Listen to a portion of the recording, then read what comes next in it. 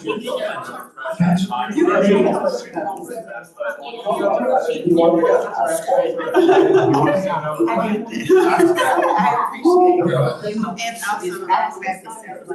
all the training. Good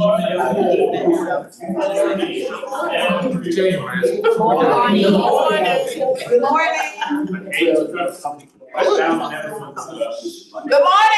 Good morning. Good morning. Hate to touch the red markets together, but also the sooner we start, the better we get out here. So I think you need a mic because it still didn't work. You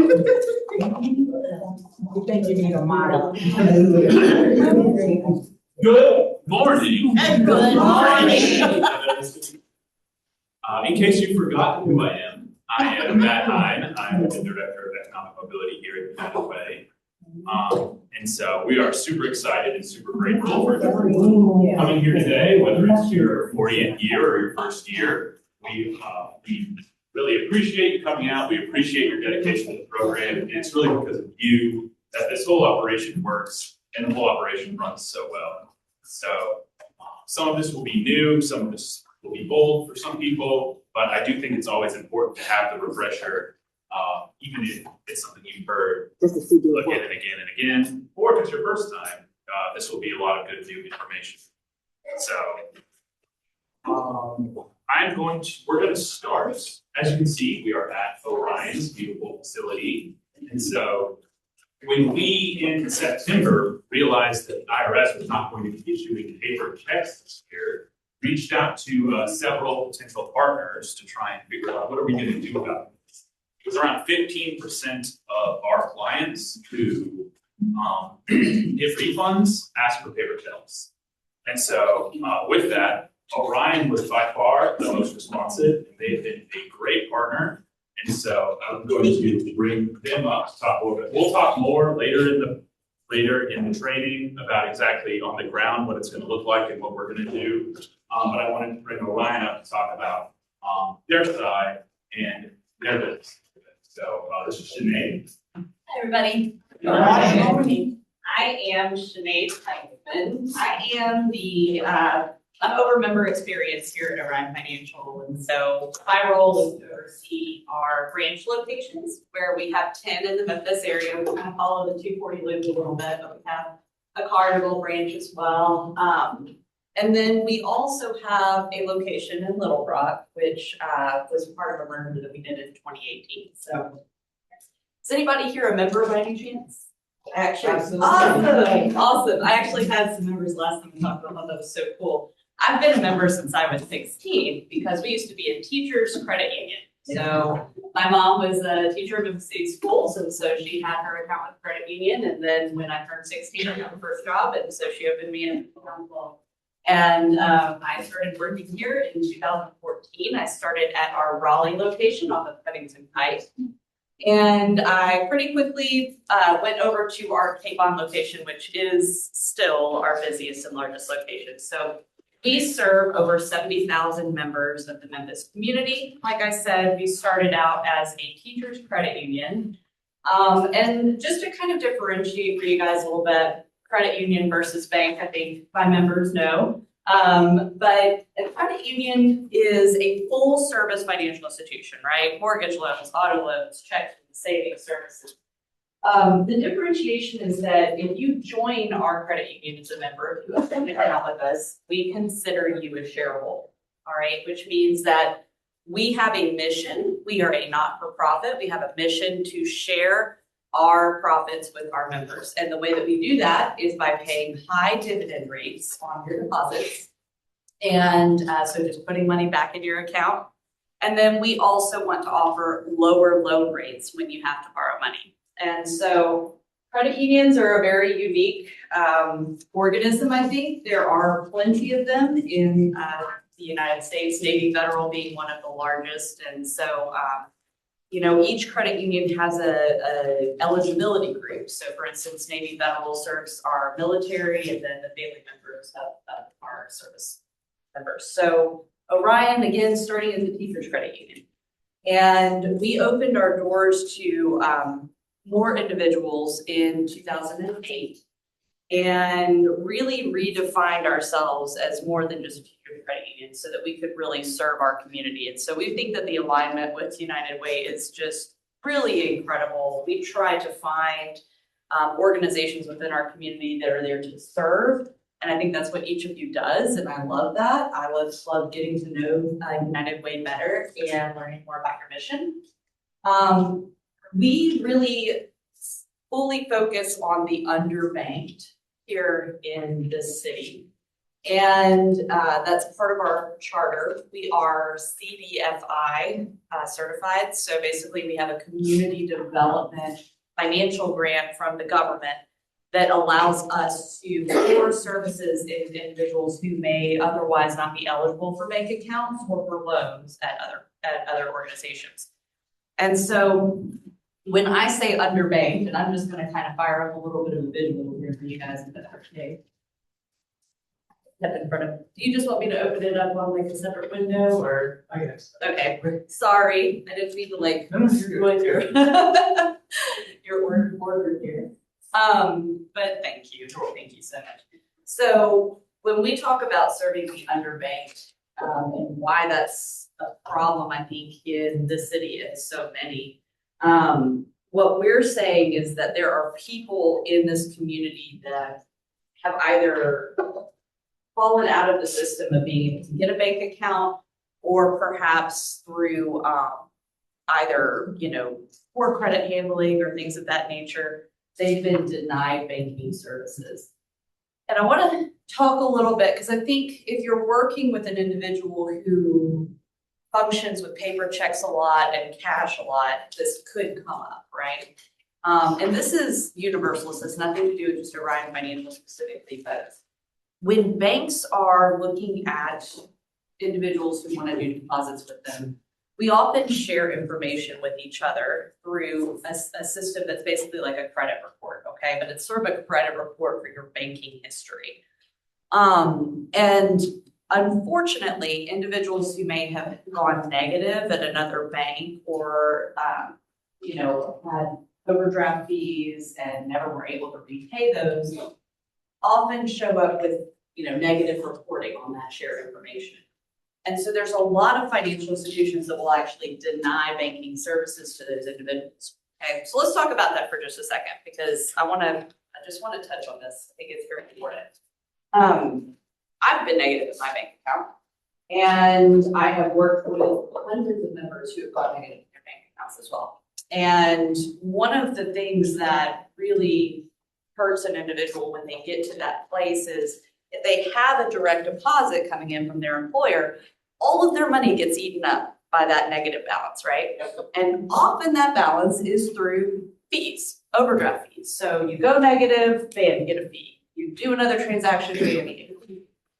So I'm living paycheck to paycheck. How do I feed my family if my whole paycheck is about to be eaten up by banking fees, right?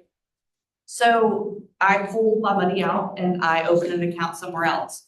Or maybe I start cashing my checks with my employer instead of doing direct deposit. And now I just kind of have to leave this account open and negative because I can't afford to recoup the losses at this time, right? And so again, now I have this history with this financial institution that's showing up negative, and I am out of the banking services world forever because of this mistake, because of this struggle. But I was living paycheck to paycheck. What else was I supposed to do, right? And now I am underbanked and I'm struggling to keep my savings in something other than cash, right? Cash in a can, and that's not a safe way to save. You can lose cash very easily. It can get stolen from you very easily. Maybe now, because I don't have a partnership with a financial institution, I don't have support to build my credit, right? Because a lot of us, and I opened my account here when I was 16. When I was in college, I got a letter from Orion offering me my very first credit card. And I accepted it. I was like, okay, great. And so I started building credit, right? So that relationship that I had with my credit union, it helped me eventually get a car loan and then eventually get a home loan, right? So we see how this works and how these stack. And when you don't have that relationship, you're going to fall into more predatory banking services, right? Your title loans places, your payday lending, where you're basically borrowing against your next paycheck. You may also be trying to manage your money through like a prepaid debit card. In this kind of situation, when you lose those physical items, it can be so disruptive and difficult, especially if you fall victim to losing like your debit card number and someone takes money off of your account. Well, again, when you have a relationship with a bank, your bank can help you through that, right? And when you don't, you're out of luck. These types of barriers really serve to prevent people from finding that financial independence and that stability that they want. And so one of the things that Orion Financial has offered for many years is a second chance account. And that's the point. It's the point I'm trying to get to here. Our second chance account, it doesn't allow overdraft. Okay, so that's a big differentiation between our standard account. It's completely free. You don't have to pay a monthly fee to have it. It doesn't have a minimum balance. And you get full access to all of our services, right? And through that relationship, over time, we may be able to offer you a standard account and open up things like overdraft services to you. And so one of the things I think you will encounter if you're having a conversation with somebody about opening a bank account might be, oh, I've tried and I can't. Or maybe even I've tried with Orion and I wasn't able to. Okay. Well, over the past year, we've cultivated an even more open field of membership to really reduce those barriers. Now, we also have a traditional bank account for individuals who qualify for it. And it also has no minimum balance and no monthly fee, right? So we just call that our Orion free checking product. Really the biggest barrier to getting an account with us is if you have already had one with us and you are negative or you have committed fraud of some kind. Maybe you cashed a check, but it was a bad check and it bounced. But even in those circumstances, we're often able to work with you to recoup that account. And we rolled out a process a couple of years ago that made that even easier, where you didn't even have to interact with like our collections department. You could just walk into one of our branches and get your amount that you owe and pay it and reopen your account. So we're trending more and more towards trying to be as available to everybody as possible, right? And so with that, we've offered an online account opening solution that, as you're kind of looking at introducing people to the concept of getting a bank account, if they are interested and willing, they could use our online account opening solution even at one of your retail locations just from their phone. And we intend to put some information out at the United Way retail locations for individuals who are interested, where it could just be a QR code that you can scan. You will land on our website. You can read about the account offering that we have, and you can start your application there. And this process is so seamless, it really takes about 2 minutes to finish. And even on a cell phone where things tend to pre-fill your name and your address, it can actually take less than that. A lot of people have asked me whether or not they would need a photo ID or some kind of government issued ID in this process. And the answer is a lot of the time, no. A lot of people are able to actually go through the whole process without even having to take a photo of their ID. And really what that's leveraging is just, can we verify who you are through integrated data sources? If we can't, or we have an issue with that, we may ask you to do a selfie and a copy of your driver's license. And if all of that goes through, you can get an account number right then and there. Now, from time to time, though, we will have to have an individual reach out to an account applicant just to verify who they are. Maybe there's like a mismatch on their address or their social security number or something like that we have to resolve. But in most situations, someone can start this application and wind up with an account number in less than 3 minutes. Okay. And so again, that's information that if they choose, they can plug in and get their direct deposit. And another feature that we'll have is actually an account opening promotion for individuals who do come to us through the United Way relationship. And we'll have more details around that offering soon.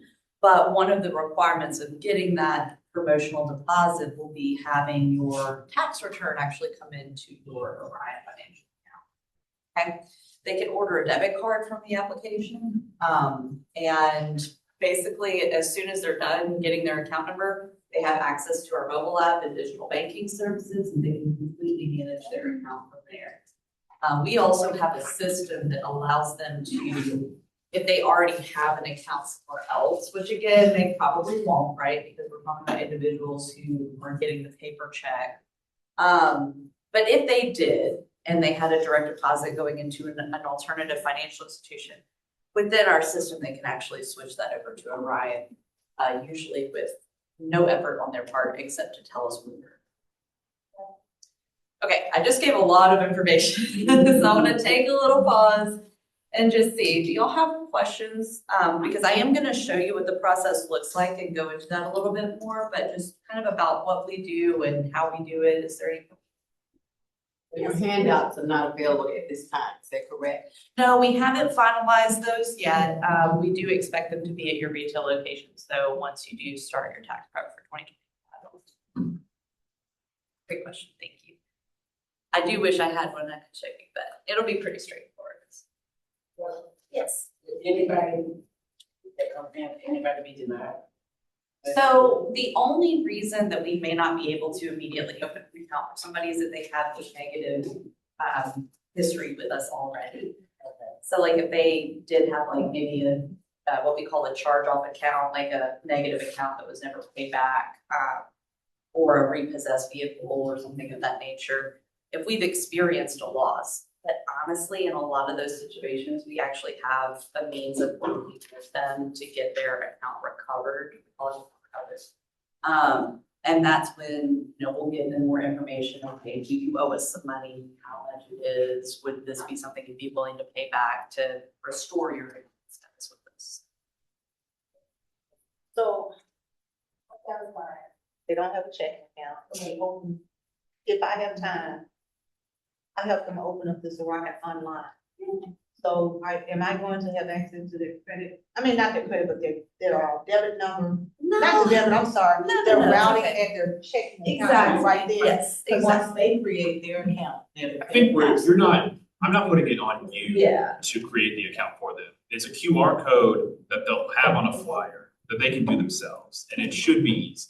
Yeah, I mean, I'll show it to you guys. Maybe that'll kind of help you visualize what I they'll guess, see. while you're saying credit, let me rephrase that question. Just their account. Because I know the clients that we work with, and I know their skill set. Right. So if it's an older person and I have time, I want to emphasize that I will help them do whatever they need to do. So I've helped them get this account because they're not going to get this paper check anymore.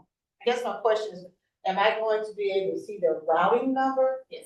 and their checking account number right then and there so they can get their money done? Yep. They will need to show it to you when they see it on the phone. But Okay. that's how you'll get that information. It's from them. They'll see it visually on screen. And then they'll Great question. And it's at the very end of the process, but yes. So basically, what they're going to do is scan the QR code. They're going to apply. And once they apply, they will then create username, password, whatever they gotta do to get to their information.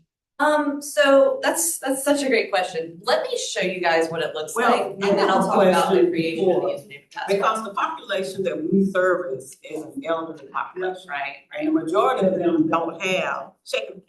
right. So this, I mean, I could see if my grandmother was still alive, 80-some-year-old woman, I'm telling her, you need to check.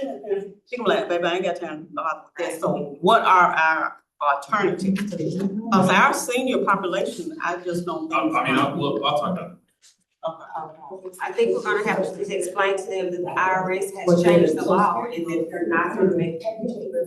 Actually, is it? Yeah. Okay. So let me just kind of frame this for you guys. What's happened to our community because of the changes that the administration has made is already happening. So you guys may be familiar with the fact that Social Security was also impacted by this change. So what you're describing is actually something that we've already gotten an overwhelming amount of feedback from the community about.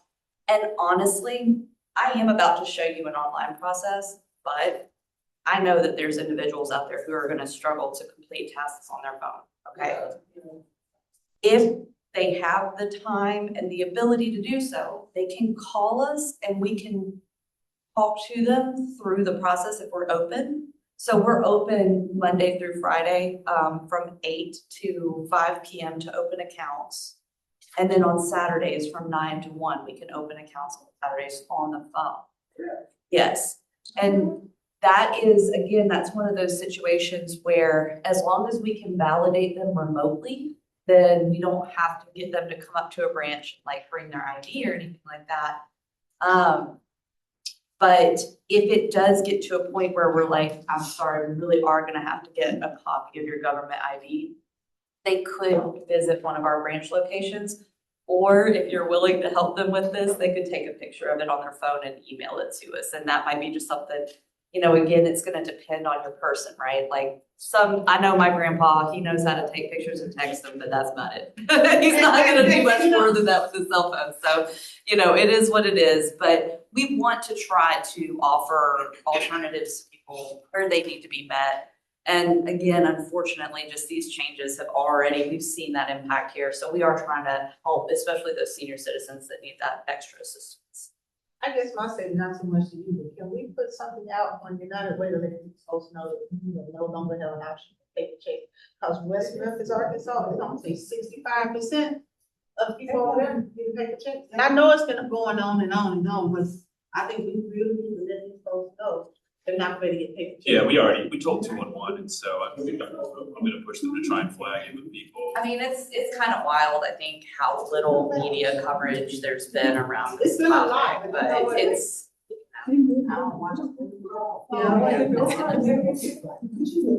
Monday through Friday hours. Sure, so we're open from 8 a.m. to 5 p.m. to call us. And like I said, Saturdays, 9 p.m. to 1. To walk through that. And we'll have our phone number on that flyer. That way, if they do need to call, there's actually just an option that gets them direct to a team that will open. So I have a 16-year-old grandson that wants to open up an account. Okay. How do we go? Sure. If we choose to go. So we also support minor accounts, and in many situations, a 16-year-old can actually have an account by themselves. Or if they want a family member on their account, they can choose to have a joint account. And that process can also happen literally using the exact same thing I'm about to show you. Okay. You got a specific And name for this? I'm actually glad, we call it our youth checking, Okay. but it'll just show you, it'll pick up on the fact that they're 16, it'll show you youth checking. I'm glad you asked that because there's something I left out. If you have clients that you're helping who are married and want their spouse to be joint on their account, they can also add their spouse during this process, but they would need to know like their social security number, the personal information. All right, let me see if this video will play. It's been a little on the way.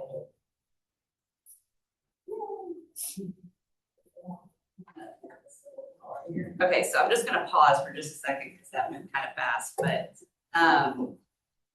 so right now you're just basically at a section where if you did want to add a joint person, you could. I'll try to speed this. Okay, so this is the first thing they're gonna see when they want to apply. I know it's kind of. Let me see what it is. There we go. Thank you. All right, so probably everybody you work with is gonna say, I'm a new member, right?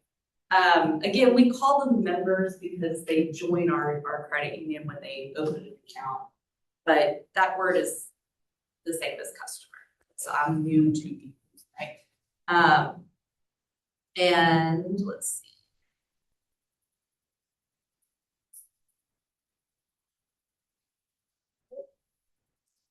Yes, guys. All right, so this is very easy. This is just that first part. Do you want to open a joint account, yes or no? Again, just think they're more than welcome. So it's not going to impact anything about the process, okay? And then it's just name, social, date of birth, home address. We do put the word occupation here. We just want to know what they do for a living. So it could be teacher, banker, grocer, you know, whatever they might do, trucker, you know, anything like that. So they just need to put what they do. If they're confused about it, they can put the name of their employer as well. And then email is going to be required. I think that's going to be a little bit of a barrier for some people. Right? If you are working with someone who does not have an email address, please just have them call us. Okay. All right, let's see. And so again, it's just gonna go through that same process with the co-applicant. If they have like a PO box that they want their mail to go to, there's like a little checkbox that says, do you wanna add a different mailing? And then there's the I am not a robot. They just check that so that we know they're not a robot. Now, the next page is gonna take them through the process of actually selecting what type of product that they want. It's gonna show me typing in some fake information here to get the account open. But again, it's gonna display our free checking product to them. That's the recommended product, because while we do have another type of checking account that's called a premium one, they will get a monthly fee for that. Now, it is a good account. It comes with a lot of benefits, but they would need to set up a direct deposit to not get the monthly fee. And it would have to be like a recurring direct deposit of at least $500 a month. And then they'd also have to spend $500 a month on their debit card or credit card to not be feed for that. And those can be kind of limitations for some people. So like maybe my direct deposit isn't that much every month, it's possible.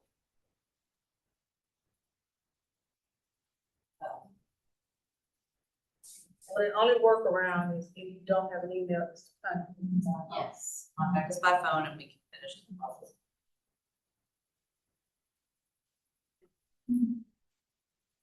Yeah, we have some extra bodies on hand for this tax season, because I think I was a lot of phone calls. We're ready. We're ready. All right, so this is what they're gonna say, Orion checking, Orion savings. They can open one, they can open both. They can put an electronic deposit into a savings account, but we recommend the checking account. That way, if they need a checkbook, for instance, they can get one through that. They'll get a debit card regardless, even if they just do a savings only, but a checking is gonna be better for them if they really intend to use this as their primary, which is what we want. And again, this is a free account. If they do go negative, we do charge fees and we disclose that in our overdraft disclosures. But they can always opt out and decide, I don't want overdraft protection. So it'll just decline transactions if they don't have it. Okay. But a little bit about that premium product. If they start exploring and clicking these little tabs here that say like checking, savings, money market, CDs, they will see all of our other deposit products. And again, that premium account, it's great. It pays 5% dividends up to $10,000. So you can actually earn a lot of money really by doing virtually nothing. We just, again, we need that direct deposit coming in every month. And then you'd have to spend $500. People who are like, how do I make sure I'm spending enough money on my debit card? I'm like, pay your MLGW bill with your debit card, pay your phone bill with your debit card, and then buy some groceries, you know, once or twice a month with that debit card and you're covered, right? And then also a lot of older members are very nervous about having the debit card because it gets stolen and their number gets stolen. So I say, put it in your drawer, lock it in your file cabinet, just, you know, like go to MLGW and use that number when you're ready to pay your bill every month, or if you call to pay your bill, unlock your drawer, pull it out and use your number to pay it.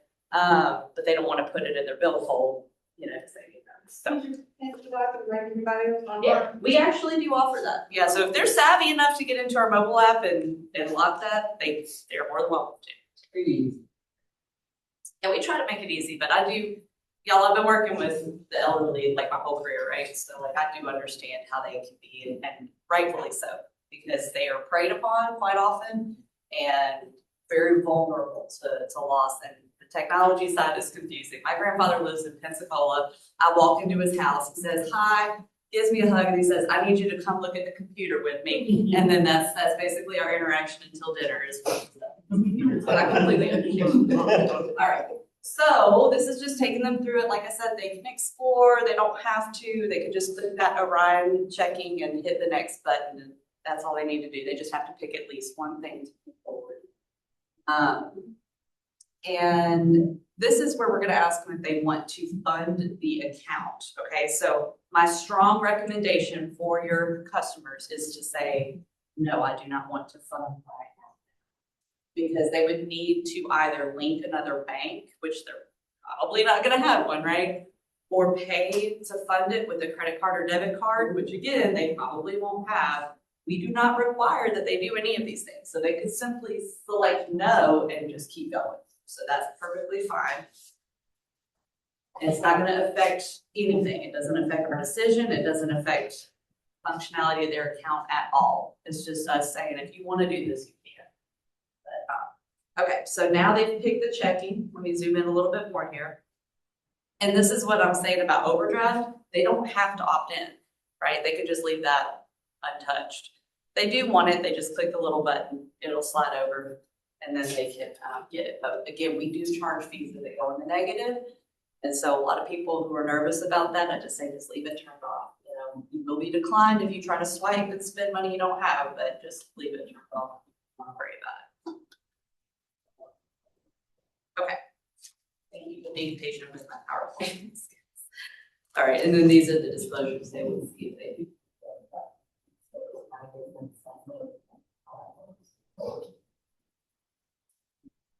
All right, and then beneficiaries, I would love it if they add their beneficiaries, their grandson, their granddaughter, whoever they want to have this money, if something was to them. All they need is a first, last name, their birthday, and they would need an email to know the email address of them. Again, if they don't know all this and they're like, oh my gosh, I gotta add my son on here or whatever, but I don't know that information. It's okay. Finish the account opening process. Call us when we're open. We'll put them on. Or again, they could visit one of our.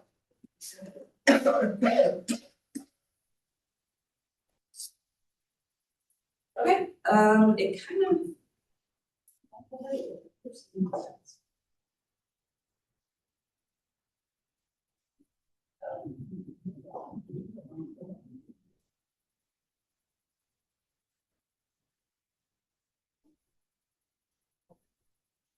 I'm never embedding a video into PowerPoint, ever again. Okay. All right, so this is putting in the beneficiary information, email. And they can add another one if they want. If they have multiple grandbabies or whatever they want to do, that's perfectly fine. All right, and then this is just your, yes, I agree to your disclosures. I got some folks who will click that link, put on their readers, and read the whole thing. It's perfectly fine. But if they do have questions about the account or about what any of these mean, we're walk them through all of that. But most folks just kind of click the yes, I understand and move on. So either way, good for us. And now it does its little thinking process and it says, is all this correct? And do you want to submit? And then about maybe less than 15 seconds, and then they should see an account number on screen, which I've grayed out on the screen. But this is what you were asking about. How do I see that information? Because I'm gonna have to put that into the system for their direct deposit. It's literally under that gray box. It'll be an account number and our full routing number that they'll need for. But they can just show you their phone or read it off to you and that'll be fine. And after about 2 or 3 days, you're going to memorize our routing number. So you're going to have that locked and loaded if this happens quite a bit. Now, again, knowing that you're going to be working with maybe a few older folks that aren't interested in online banking, there is a little button here that says enroll in online banking, not necessary, but strongly encouraged. And I say that because they're going to want to know when their direct deposit comes in. So they would be able to log into our app and see that. Our app is in the App Store, Google or iPhone, if they got an iPhone or Android. And you were asking earlier about, username, password, all of those things that we have to create. Yes, that would be required if they want online banking. So again, they're not creating a username and password just to go through this process, but if they do want to download our app and get all that in there, it would be required. And it basically just takes them to a new screen that loads up their information. I'll kind of show you that real quick. I don't want to run over time. I'm sorry for talking too long. But it just says, congratulations, you opened an account. And then it walks them through the process of getting a one-time code to their phone. If they have poor vision, it can call them and read the code. And then they just need to type that in on their phone and click submit. It'll prompt them to create their own personal password, which they, very simple to that. And again, they just hit submit after they type in the password, re-enter it, make sure they match. It's gonna show them some disclosures. And then they're just basically punching next. And then they would be able to see immediately that they, their account balance, of course, is gonna be 0 at this stage. But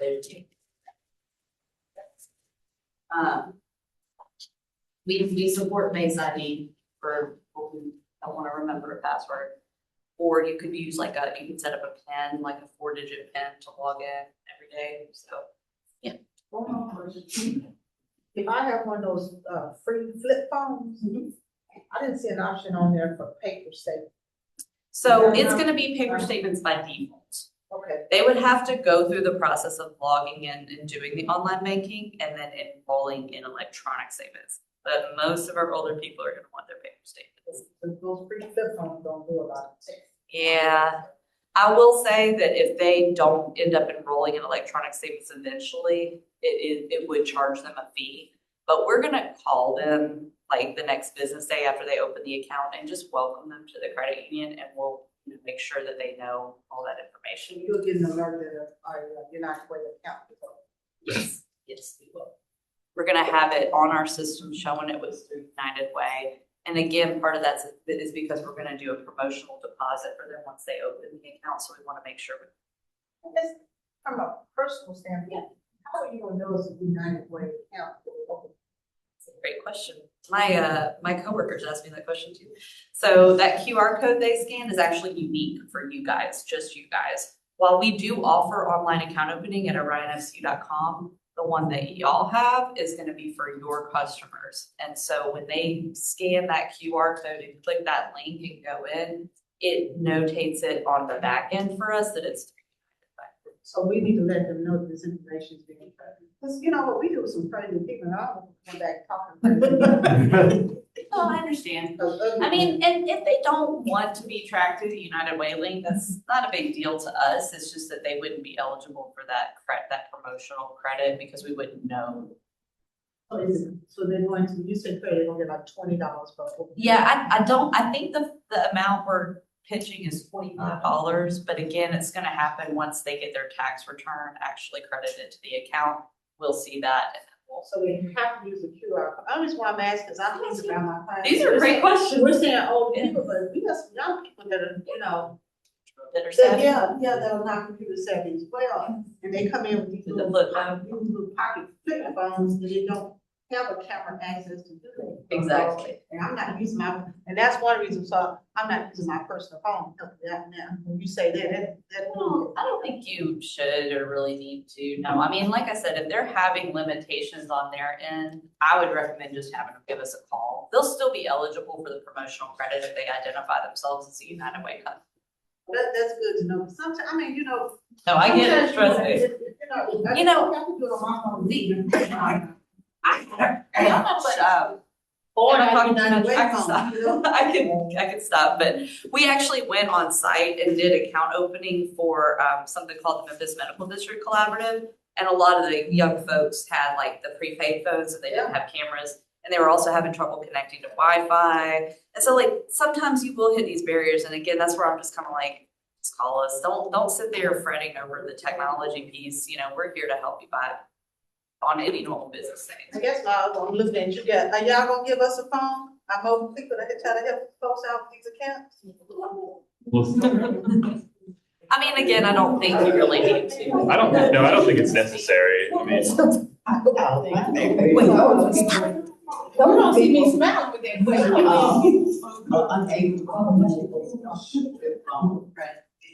We advise them to call. So they can call in or visit and perhaps come back. Absolutely. They don't have to. Right. And I know y'all's retail locations are gonna be kind of, spread out throughout the city. Like I said, our branches pretty much follow the loop. Like we got one off of Union, we got one off of Poplar right over here. We got one Raleigh, White Station Road in East Memphis, Hacks Cross, so I mean, we've got a pretty good coverage. Do you have one in Millington? Our closest one, honestly, no. Our closest one to Millington is gonna be on Covington Pike. That's the one I used to work at. But I mean, it's probably about 20 minutes down Austin P, 15, 20 minutes. But calling us is really the easiest, especially if they're sitting at y'all's desk, because then we can tell them the account number over the phone and they can get that, and then they can just finish. Okay, I know I gotta, if anybody have any other questions, please, don't hesitate to call me. They can give you my contact information and connect you guys with us. This is a partnership, so we're gonna be around and we're gonna be able to help you guys through any of this. I really love the dialogue. Thank you guys so much. And your phone number is? So you can call me at 901-266-2850. I have a weird name. It's Sinead, but you could just be like, I'm with United Way, and I'll be like, hey, okay, I'm gonna help you. And if I don't pick up, just leave me a message. I'll call you right back. It is SINAED.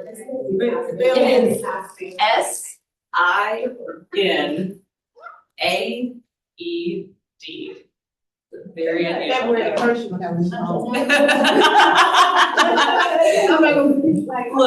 Look, I see your challenge and I accept it, okay? All right, guys, thank you all so much for your time. Is there anything else you need from me before I head out? Obviously, it's not the only option, but it's probably the best option if we have people come in and need that process. So I'm really glad that they work with us to try and get this possibility, because I think it will be a really good option for some people who don't have accounts. So I'm really grateful that they're really working with us to try and help as many people as this. So.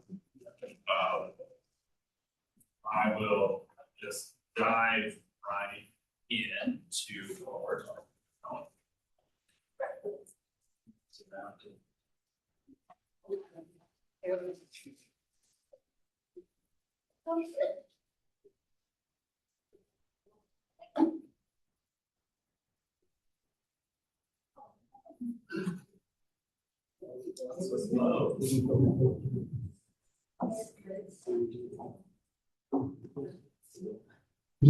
So this is what the beginning of our agenda for what Hunter and I are talking about right now. So I'll do welcome and introductions. I'll go over our accomplishments from last season, talk about some notes for this season, talk about customer service, additional client services, and volunteer scheduling. Hunter will talk about quality reviews and our site reviews that we do internally, the intake form, our customer surveys, equipment and supplies, and for everyone, the OB3 changes. So I know we talked about it a lot in the returning volunteer training, but yeah, we'll keep you as updated as we are when more information comes through. So yeah. So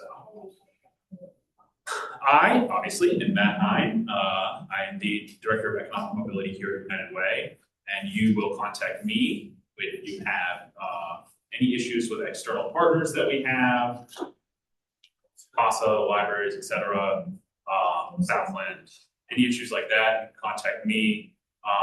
Hunter, any internal communications and supplies, he's your person, and Delora. For any specific site support that you need or tax questions. She's a lady. And I do want to announce Janet has officially retired. Oh. So she would, I mean, we can't, it is very, very sad. And I will miss her every day. But we can't really regret her because she was at United Way for 51 years. What an amazing legacy. So at our volunteer celebration, I think we're going to do something for her. Such an important part of this program. And we truly appreciate everything that she's done. So she'll be around. I don't think she can't quit cold turkey like that. She was already in the office last week after she retired, you know, helping out a little bit. But she has retired. So also, my boss, Shayla Colheim, is here. Hi.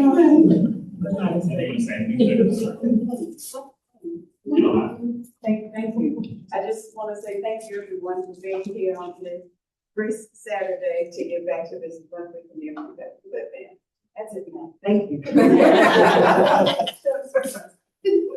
So if you have problems with me that you don't want to discuss with me, I mean, hopefully, if you have a problem with me, you'll just talk to me. And she's your person. If you want to go over my head, I feel like, wow, that's not doing his job. And so she's the person to contact. Yeah.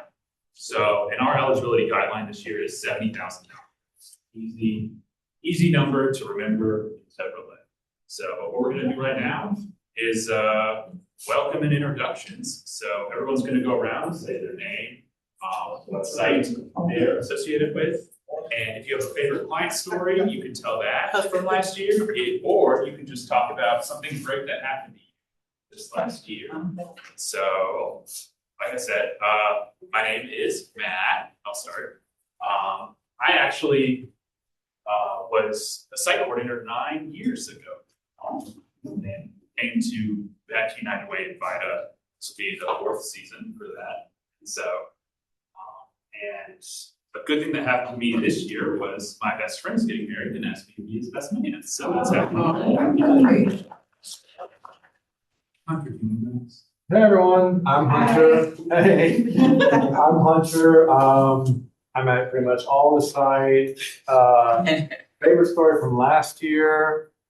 I got married last year. So that's pretty high up there. Thank you. And it ended up being, it was gonna be outside, but it rained, so it ended up being the same place we had our volunteer celebration 2 years ago, in that same conference room and everything. So I'm sitting up there doing my vows and everything. I'm like, I was just here 2 years ago doing tax questionnaires on the slideshow. So that's a fun story. Okay. If you want to go, and we can go. Okay. Good morning. My name is Ella Walker. I'm the site coordinator for South Library. And most important thing that happened to me, my husband and I went on our first cruise. Iris, 40 plus years.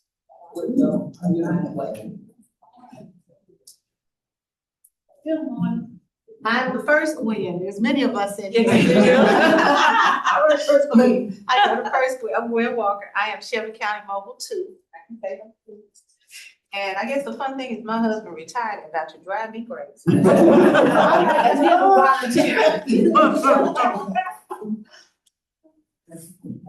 Good morning, my name is Mary Downey, and this is my first year volunteer. Wow. You said Mary? Yes, ma'am, Mary.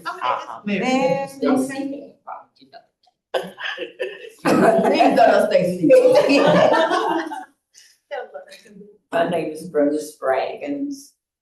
I've been with I'm at Southland Mall site. I guess the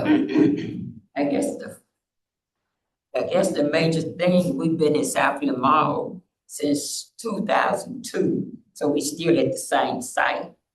And I've been doing Vital for this year 49 years, along with Elbert Walker. Good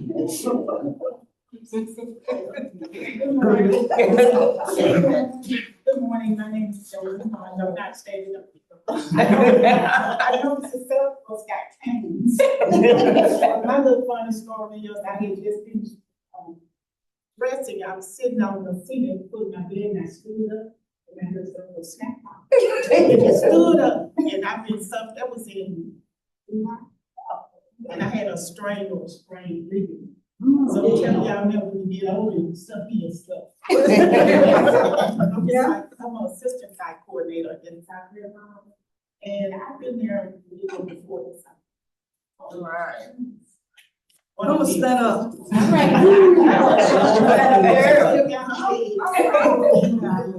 I've been a site coordinator in South Lamar, and I've been doing VITA over 20 years. And I guess I'm thankful that I wasn't sick at all last year. And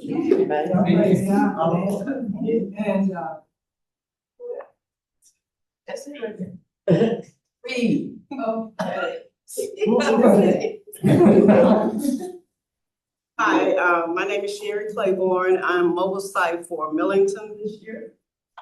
Well, I've been doing it for about 20 years. Anyway, I don't have a funny story. So you got hearts. Yeah, plenty of them. Of course. I am Sandra Johnson Taylor. I am at the United Way site, work alongside with fabulous people. And my favorite story or funny story or beautiful story is in this last year, I've lost 85 pounds. I feel wonderful. Oh, how am I gonna be with you? I don't know, I've been through some changes. I can't say for you, I had to quiet to you. That ain't important. That's what I'm saying, I don't know. Good morning, my name is Denise Williams. I am at the headquarters location as the site coordinator. My most favorite story is that my daughter and I went on a mom-daughter cruise. And we had a fabulous time. And I, along with Karen, have been your instructors for the last, I don't know how many seasons. And I too have been a volunteer for over 40 years.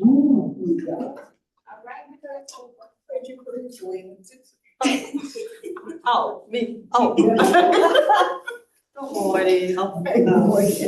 My name is Gwen Pruitt, and I'm the assistant coordinator for Divine Life Church, formerly known as the Hickory Ridge Mall. So I've been volunteering in South Bend Mall for 19 years, and this is the 5th season as assistant coordinator. And my favorite story is spending time, quality time with my family, great-grandchildren, and grandchildren. That's it. All right.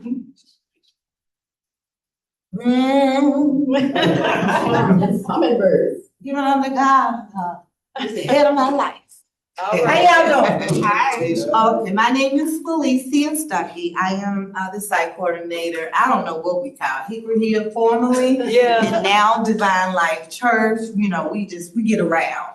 I have been doing this now. I think this is my 9th year. Some of you all may know my aunt. She passed away a few years ago, Yvonne Howard. She used to be the oversight for this program. And so she had been bugging me for about 2 years to quit my job to come over, and I have not regretted it. My favorite story, I have a testimony first, and then I have a favorite story. But this year, last year I experienced vertigo.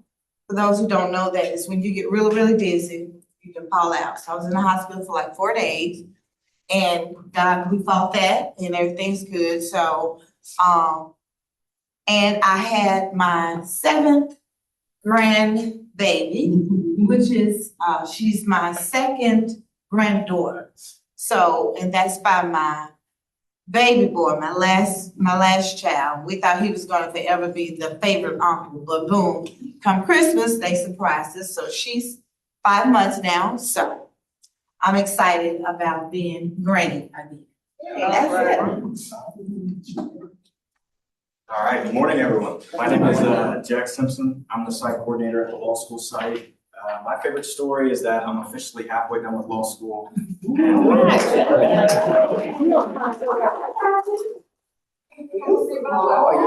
the third Gwen. Yeah, y'all just didn't know how awesome y'all had it. We got another one for you, girl. Yeah.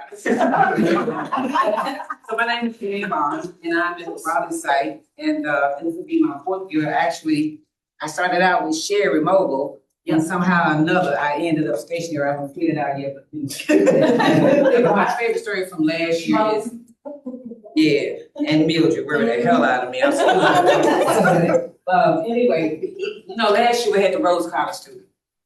And we know, I don't think any of them were African Americans, but to thank them for the awesome job they did, at my site, I had a barbecue in the neighborhood. So just imagine all those people pulling up in the neighborhood in the backyard. But they had a great time. I just wanted to thank them for everything they did for us, and so I'm looking forward to them coming again this year. I saw the pictures, they definitely had a great time. I cooked some good food. Hello, everyone. My name is Ashanta Allen. This will be my first year as a participant with the program. I'm super excited. I've done personally prepared Texas for about 15 years for myself. And I am an assistant site coordinator at the Raleigh location. And my favorite story from last year is that my daughter, I've been a boy mom for 12 years before I had a daughter. I'm playing. And she started kindergarten last year. So that was my favorite story from last year. She's 5 going on 25. Some days, depending on the day. Yeah. That's better on you. I'm Katie Lambert. This will be my first year. I think my favorite story is I got to go to the Dominican Republic for a trip. It was a lot of fun, really good food.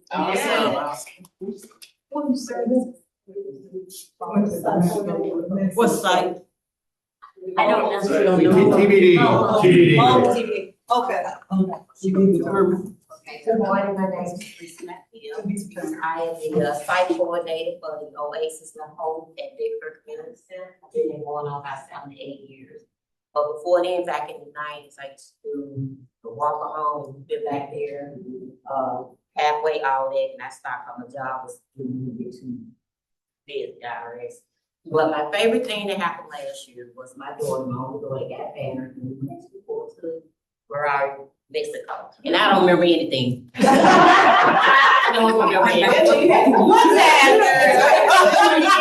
We had a video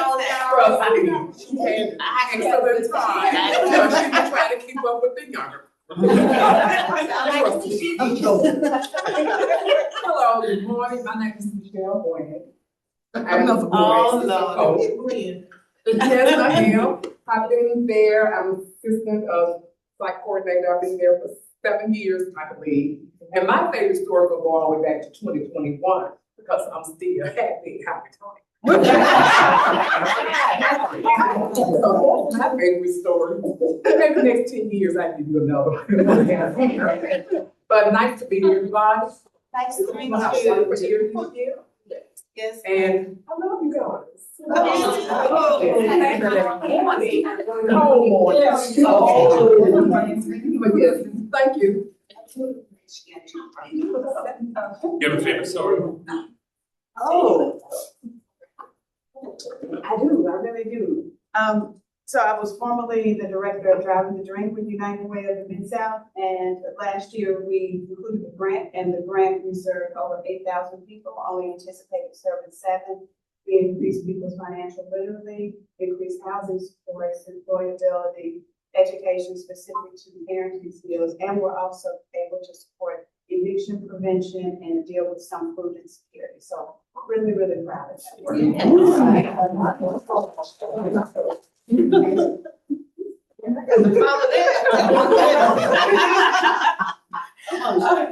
I'm Chandra Slater. And my site is in Freeman County, West Memphis, Arkansas, at the library. I've been 9 years, I think. My favorite story from last year. Well, the one big win, it was for me, is I've been sick, quite a bit. And so I changed doctors as many as doctors got into me. So anyway, when I changed, it was the best thing, because my new doctor, I've gotten off of 3 medications.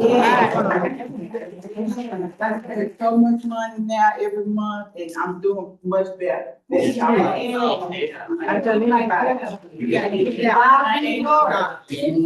they not for all of us, or for you, whatever you're interested. So, thank you.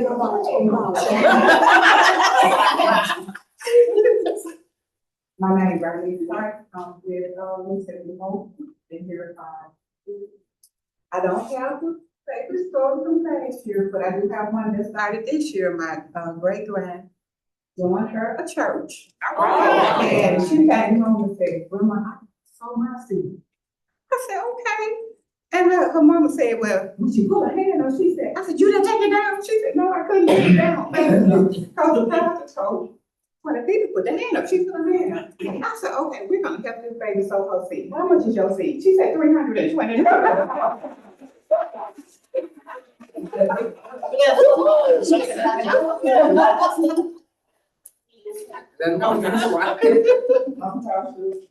I've been doing this for 6 years. I'm a single. This is low. I ain't getting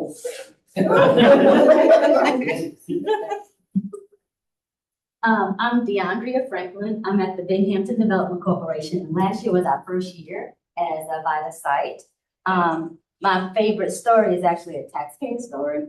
So it was my first year doing it.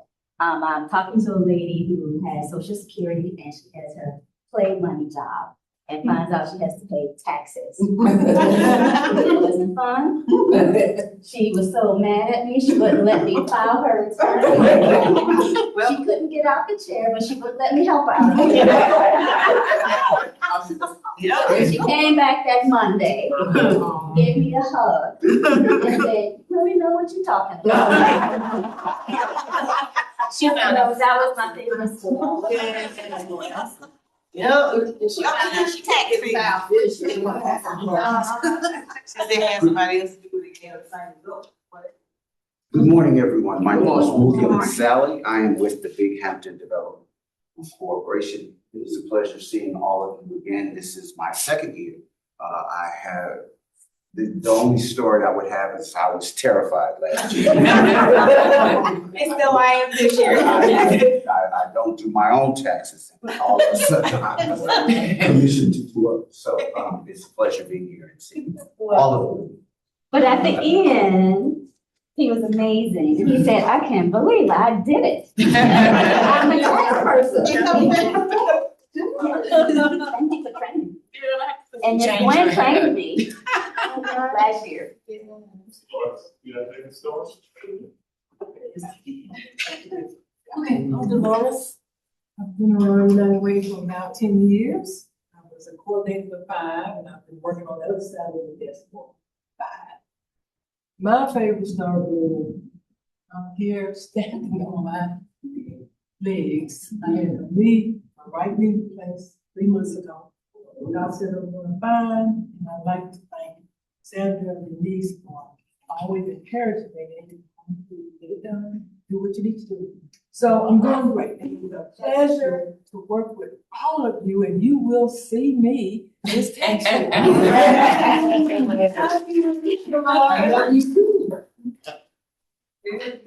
Thank you all. Do you have a favorite story? I said my The best friend. only one? My son asked me for a hug last night before going to bed. That's very sweet. All right, so I'll just go over what we accomplished last year because it's worth saying again and again what the scale of our impact is and how amazing you all do at affecting so many people. And so we served almost 10,000 clients, almost 10,000 returns.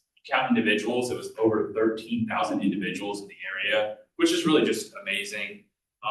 considering how much we're doing for each individual person and how long an individual return can take. We returned over $11.5 million total refunds to the we and almost 4 million of that was that earned income tax credit, which really helps those working families. So that's a huge thing that we want to push.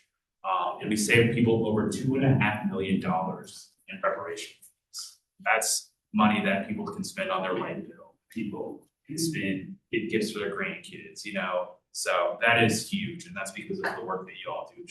How do you calculate that number, the tax prep? Well, you see in the last bullet is the treasurer says the average return cost today is $270. So, which is crazy. And I mean, you know as well as I do, when some of these people go to, not to name names, they are luck. They're not even. Well, I mean, those are just the big. I'm not even talking about the. Yeah, but they're charging people a ton of money. Right. And so that's why we're trying to get the word out as much as possible, get them to come see you all, because I know you all are doing it right.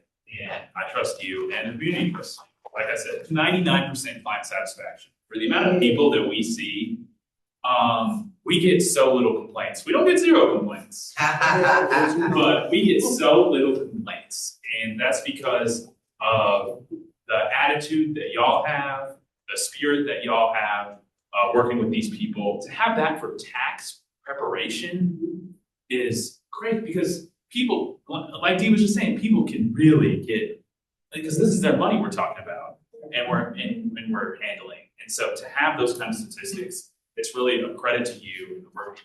All I can say is keep up that work. Every single return makes a difference. We have the same sites across the network as last year, and Rhodes is going to volunteer again, which I know Ms. Quinn's excited about. I think they said they have around 30 students right now, but I think they're going to lessen probably. They're required to do 30 hours of service. When we do have Spanish-speaking clients, we are at Su Casa on Thursdays. It's probably the best way to serve those people, because we have translation services over there with them. And so if you have people that you're struggling to communicate with who speak only mostly Spanish, they can either call Su Casa or just come to Su Casa Thursdays that we're there. And this year and last year, we're really trying to do some targeted marketing on social media. We're trying to bring more of those young families in who I know they are getting big returns, but maybe they're going to some of those prepaid places, you know, or some of those just trying to get a check fast. And so we started trying to do that marketing, saying, wait to file, get all of your refund, all of your return, make sure it's done right. So hopefully that'll bring some fruition this year. And another thing I want to flag is we are planning to have an Earned Income Tax Credit Awareness Day event that first Saturday at Southland. It's a long story, but I do think Congressman Cohen is going to be there, and he's going to try and use his office also to drive people and to drive people to our program in general. And so that's great. I'm really excited about it. They said he's going to be on TV talking about the program. Why this is the first year he's doing that, you know, I'll leave that up to you to think about. But I'm really happy that it's happening this year, and I'm hoping that that'll just help with our whole effort of getting the word out and getting people to our sites. Yeah. On the roads, volunteers, do you know what month that they're gonna stop? So they'll start in February, but they're college students, and if you tell them they need to do something, they will put it off. And so I think most of them will be volunteering mostly in probably March and April. So. I have a question. Do you know if the library is going to do their social media recording like they did last year? You know, they just popped up their camera crew on us. That's a good question. I'll talk to Wayne Gaines. So we can define and send them to the United Garden site. Okay. And not to us. Because when did they do that? You know, they did it twice to me last year, and I declined Where? both times. Do you know what he went on? I can't remember what he, my assistant's not here, but they did it twice, and they just popped up with the camera crew. Hey, we hit a recording, I'm like, no. Alright, I'll talk to them. Cause you know, first of all, I'm low income and I don't want my picture on television. You know what I'm saying? It was through the library and they were promoting our program. And I wanna say maybe it was. When we had the Casa, the one downtown. Yeah, I alright, can't remember now, no, but that's they did good. it twice, and I'll, thank you. Alright, so like I said before, we have been working, IRS is phasing out paper checks for returns. I think we're gonna have information in general about, we're gonna have the Orion flyer, and then we're gonna have a flyer with all the different bank-on partners, which also has different options for lower income people. Because technically, we're not allowed to show a preference for a financial institution, right? I think we're gonna have to walk a line where if Orion is clearly the easiest option and the best option for our clients, and we want them to be able to have that direct deposit, I'm just gonna say use your best judgment, but we're gonna try and set that up on a table, like have the information on a table so they can go through the different information. So, because it's just, we don't wanna be pushing clients in a direction, and I know you know that, and I know. And so we never wanna feel like, or our clients to feel like we're pushing. But I think it is good to know that all the information about Orion, and I do think if they ask you, it will probably make the most sense. Can we get something, made, a flyer or, a sign that says this year you must have an account? The IRS is not issuing paper checks, so we can post those. Yeah, we can do that. Some people just. it out. Oh, they phasing it out, they not just stop. Well, so what's gonna happen is if you don't put the direct deposit, the IRS is gonna contact you and ask for that information. And then if you don't respond, they will probably send a paper check, but they won't send that until 6 weeks later. And so it will probably eventually come if they absolutely refuse, right? But obviously for them to have to wait that long, I mean, so that's an incentive to try and sign up for a bank account. Okay, can we get something like that? Yeah, Printed out yeah, we can do that. and emphasizing that it will take a little bit longer. Yeah, we really want to It'll push help them, want to do the. because I think next year, and I think because they're phasing it out, like we said, I mean, they might as well get it done this year if they can, because my suspicion is by next year, they're not gonna do it at all, right? So, might as well get it out of the way so you can get your return back in a timely fashion. But you can still pay budget. I have a question. I know, Lady said Orion is, they're just a phone call away. But at one time at Southland Mall, we had a stationary, say for instance, Wells Fargo. They would come out maybe twice a week and they would sit with the clients and fill it out, help them with their questions. So is it possible that you can kind of work that in? They talked about it, so I think they have to decide what their capacity is. Orion specifically talked about it. We reached out to a lot of, so we'll see what the pickup is. I wouldn't be surprised if in a couple of weeks, a couple of them reach out to me, and I'll definitely present that as an option to be able to come out and come. So, yeah. And the little italics there are directly from the handbook. Must be announced in general terms to customers. That's tax preparation and must not promote services by using the information provided. So it's, yeah. So I just think that you can't be steering someone directly to a product, right? You can say, these are the options. And they say, what do you think is the best option? You can be honest and say, I think this is the best option. This is easiest. But it's a fine line to walk. We want to try and get these people banked, but we also want to stay.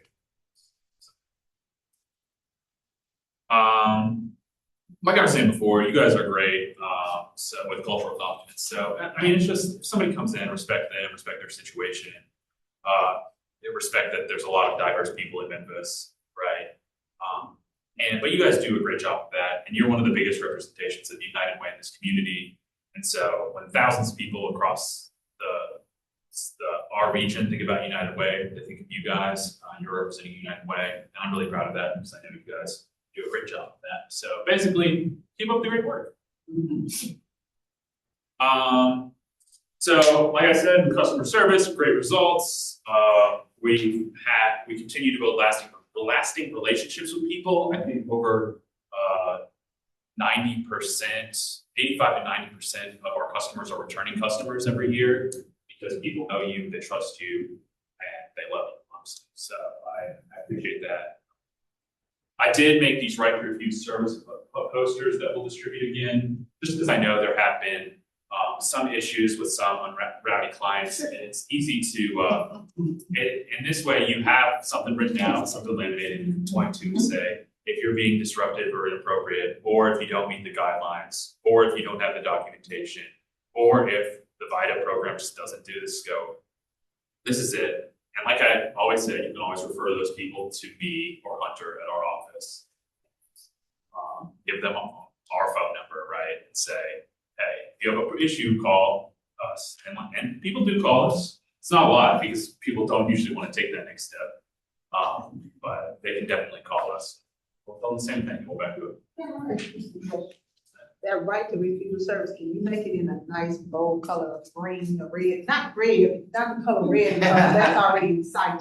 So if I got a tap on it, that already means we got a problem. But make it in a color that stands out from my other documents. I think we got it. I just took it's like on the actual posters, like on our United Way letterhead. And a little larger, and a little bit larger than just the normal. See, y'all kind of laugh, you know what? I hear you. Yeah, Sherry and I have run into some challenging clients. That's all one statement, and my other statement is, and we mobile people are pretty good about it, but I feel like if, I'm gonna pick Sherry and I, because she and I had some unusual experiences in the last year or so. If I have to tap on that sheet and decline you, I'm being real nice. I feel, and I make a note in our notes that I had to send Miss Gwen Walker away because, you know, she was less than professional with me for whatever reason. I'll keep it professional. And then she decides to come to mobile unit 2 or mobile unit 3 and get her taxes done, and I flagged her. I feel like we as an organization should say, ma'am, I understand that you came here, but you could not win. I'm sorry, we're not going to process you this year.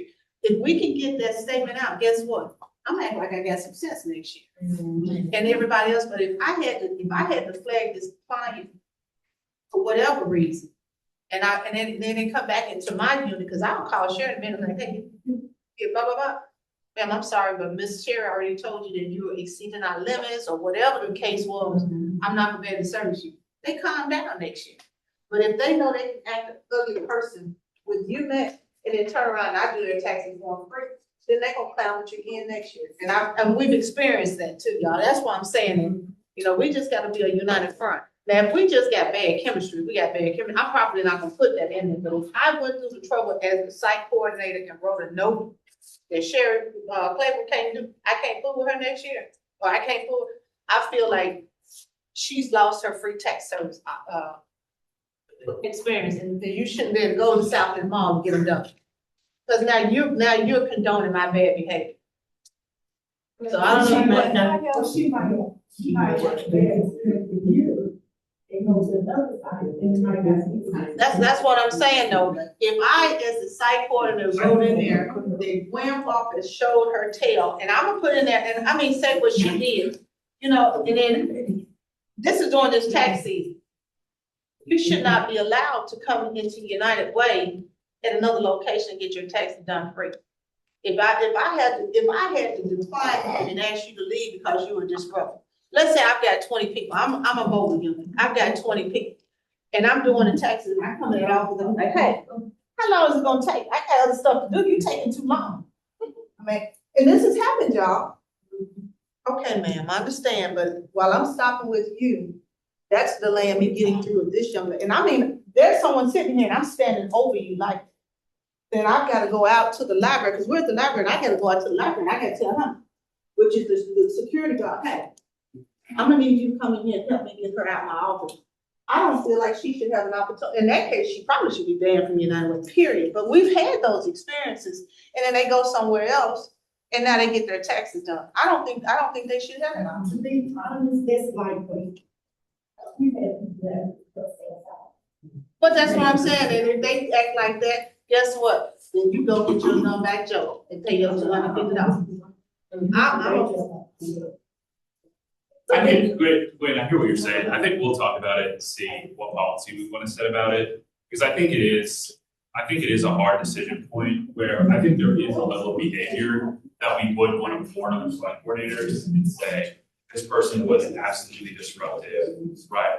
We think we should probably turn this person away. Yeah. But I think your example probably doesn't rise to that level. I was trying to be nice about it. Yeah, no, I know, but I think it's a good example.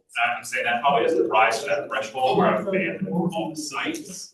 Right. I don't know about that one, when that old man, I turned around and came back in the next year and thought that I didn't remember him, so no, I don't agree with that, no, I mean, that's your discretion. You know, I understand like if they threaten, you know, then. Your site is your discretion. Okay. And so that, I mean, yeah. that, Yeah, cause when I had to call security guard at the library to get somebody out, nobody should service them at any location. And I had to do it last. I think, see, that, I don't necessarily disagree with it, but I think system-wise, then we have to think about what does that look like on the back or we're flagging that person. That's what I'm saying. If I had to flag you because I had to escort you out, I don't feel like you should get your taxes done. I just don't know systematically what we can do. Well, man, kind of tail backing on what Gwen is saying, I do agree because a couple of years ago, I had a tax person call the police on me, saying that I was stealing her, I had stole her money. So, and you know, you and Hunter both had to come to the library. Remember that. So for that person, I did recommend that she not come back to the No, program. Nice, right. I mean, I understand. Shit, I had a client who was in the Hickory, and she said she gonna call the president on me. I know she was gonna call. When two cars showed up, I think. But on the flip side of that, we encountered clients that did have problems at other sites and came to our site and were very cordial and were very amenable to what the process was. So I think it depends upon what they encounter at that site, because all the time it's not the customer. And you have to be patient and understand particular situation. I think the situations are different. And the customers have different days. I feel like different days they are sometimes Well, different people. And I understand what y'all are saying, and I understand sometimes our personality may, we may clash, but what I'm specifically talking about is a disruptive client. Like I said, I'm doing a return, I've got 20 people patiently waiting. And if you come into my area where I'm doing a return and you stand over me and want to know what's taking so long, why you taking so long? Just totally disruptive. Not someone who we're having a bad personality clash, but I'm talking about someone who literally comes into my room and stands over me and I got another client, and you wanna know what's taking so long, but I gotta get up and go get security to calm you down and escort you out. That's not a personality clash. And most people work, I have patience with Joe. And when you get past my Bible person and get into the plan, we got a real problem right there. Those are people, I'm saying those extreme situations. So, yeah, there are obviously varying levels of like a bad effect to the client. And obviously with sport, if someone like threatens you either physically or with, unclaimed legal action or whatever, obviously, we understand that that doesn't make sense for them to continue trying to come to United Way sites if they're at that level of it being screened. So we're, clearly on the same page on that.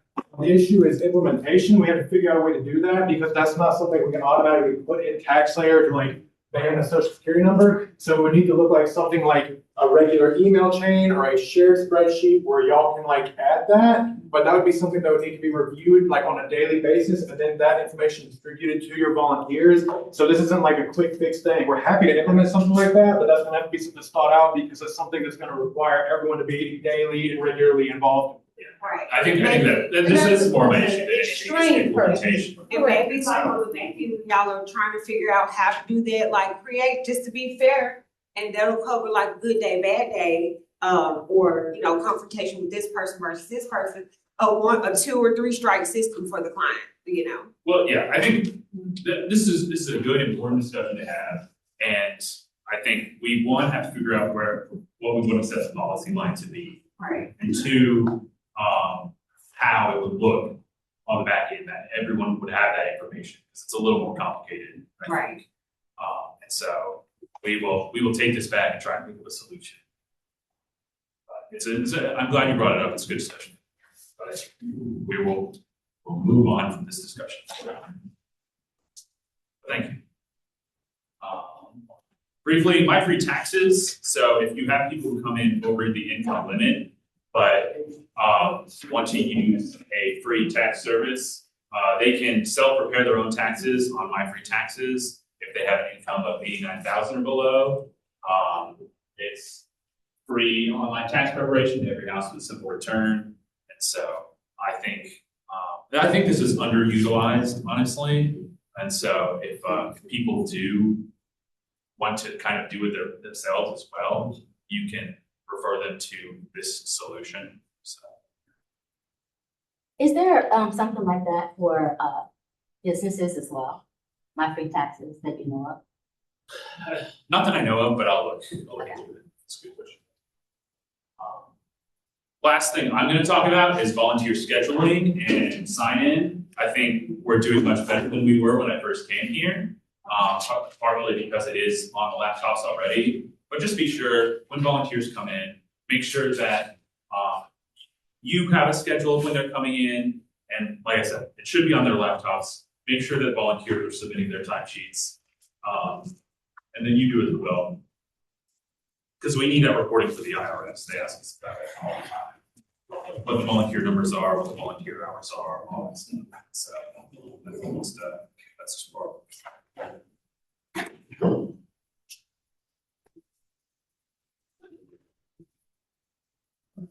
All right.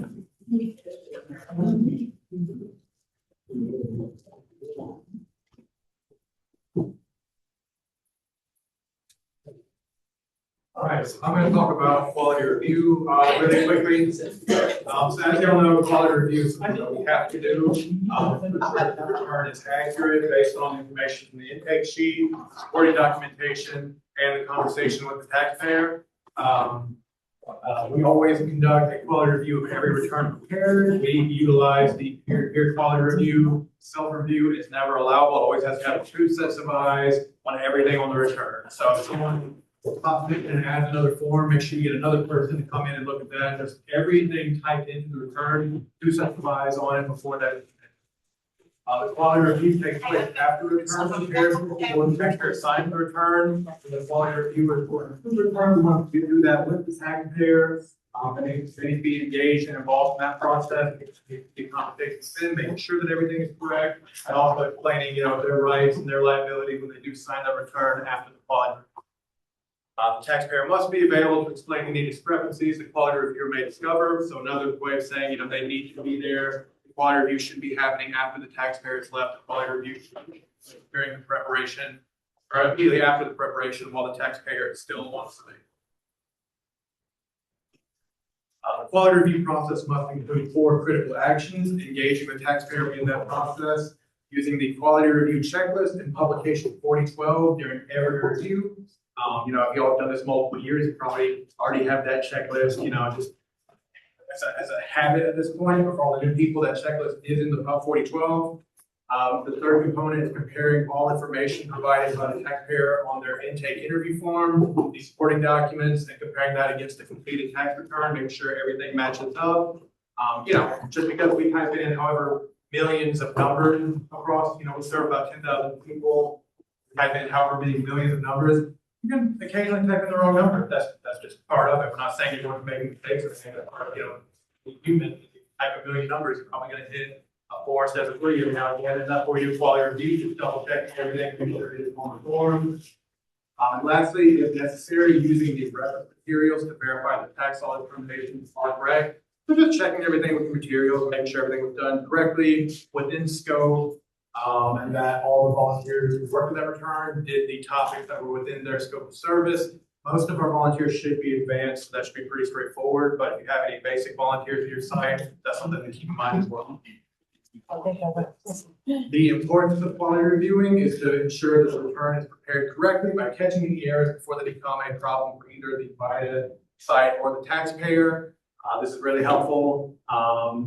Making sure that anything is taken care of before we transmit it. Because if something's wrong and it gets transmitted, then either it's going to get rejected, in which case you are going to have to spend more time following up with that individual, or it'll get accepted even with a mistake, in which case they're probably going to call me in like July or August and be really upset. So either way, it's just better to catch it while there before we transmit that return.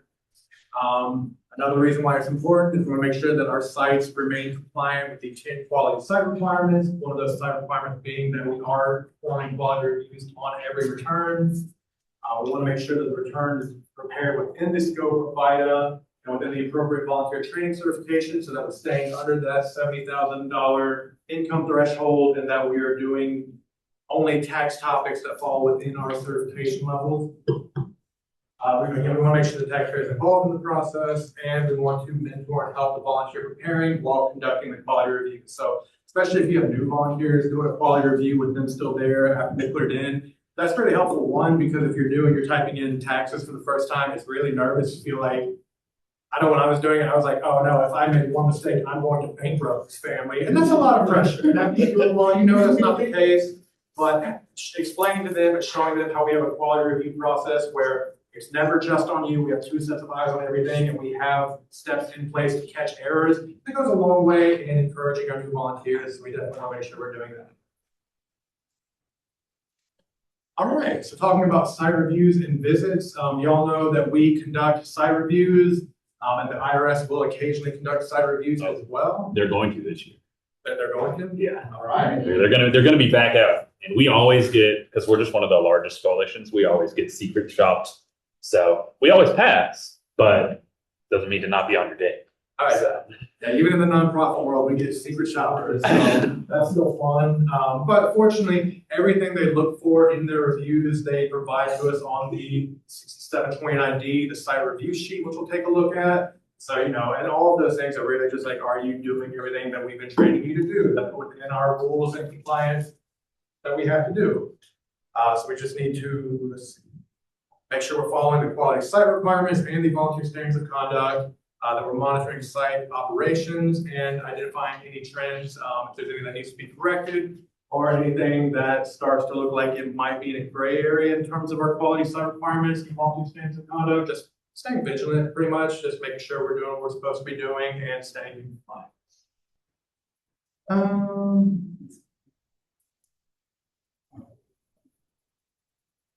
Okay, yeah, so we'll take a look at that form in a minute. So everything that they'll be looking for during their reviews will be on these forms. There are different types of site reviews. So we have the field site visits, which will be an IRS representative actually coming on site. That'll be like these secret shoppers where they typically do not announce, I'm with the IRS and I'm doing a site review at the beginning of their visit. They'll just kind of sneak in and just pretend to be another taxpayer to make sure we're doing everything right. But that'll be on-site visits. The second type is remote site visits, which, we saw those a lot during 2020. Those can be done over the phone or virtually. I don't think we get too many of those anymore. But if they happen, then, those are pretty straightforward as well. They're going to go through the same review sheet that we'll look at, just doing it over the phone. So, and they usually let you know about those ahead of time. So those are pretty easy because you can literally prepare your answers, but we don't want to just do that. We want to make sure we're doing it genuinely and authentically. And lastly, partner reviews. That's when, either me, Matt, or Ms. Dolores will pop in. We just, use the same site review sheet. That's kind of like practice for everyone, basically, just making sure that we're following it. Y'all are always doing it, y'all always pass 100%, but we still do it nonetheless because it's good to have the policies in place. That way we're ready for the secret shoppers and ready for the field site visits. So this is the sheet. It's kind of small here, but if you're looking at it, it literally just goes through the 10 quality site requirements that we've looked at in our other trainings. It's pretty much just, are you all doing these? Like, does the site meet the components for quality site number 1? Does the site meet the components for quality site number 2? It's literally just 10 questions going through like that. So just making sure we're following those, that we have all the proper signage posted, that we are making sure the intake forms are filled out in their entirety, that nothing is left blank or marked as unsure. Making sure that everyone has their proper certification, that we've collected all the volunteer signed conduct agreements. So goes through the 10 different quality site requirements. So that's all there's to it. If you ever have any questions about it, again, that form is available to any of y'all. You can just type in 6729D, take a look at it, but it really just goes through those 10 quality site requirements that we looked at during the previous trainings.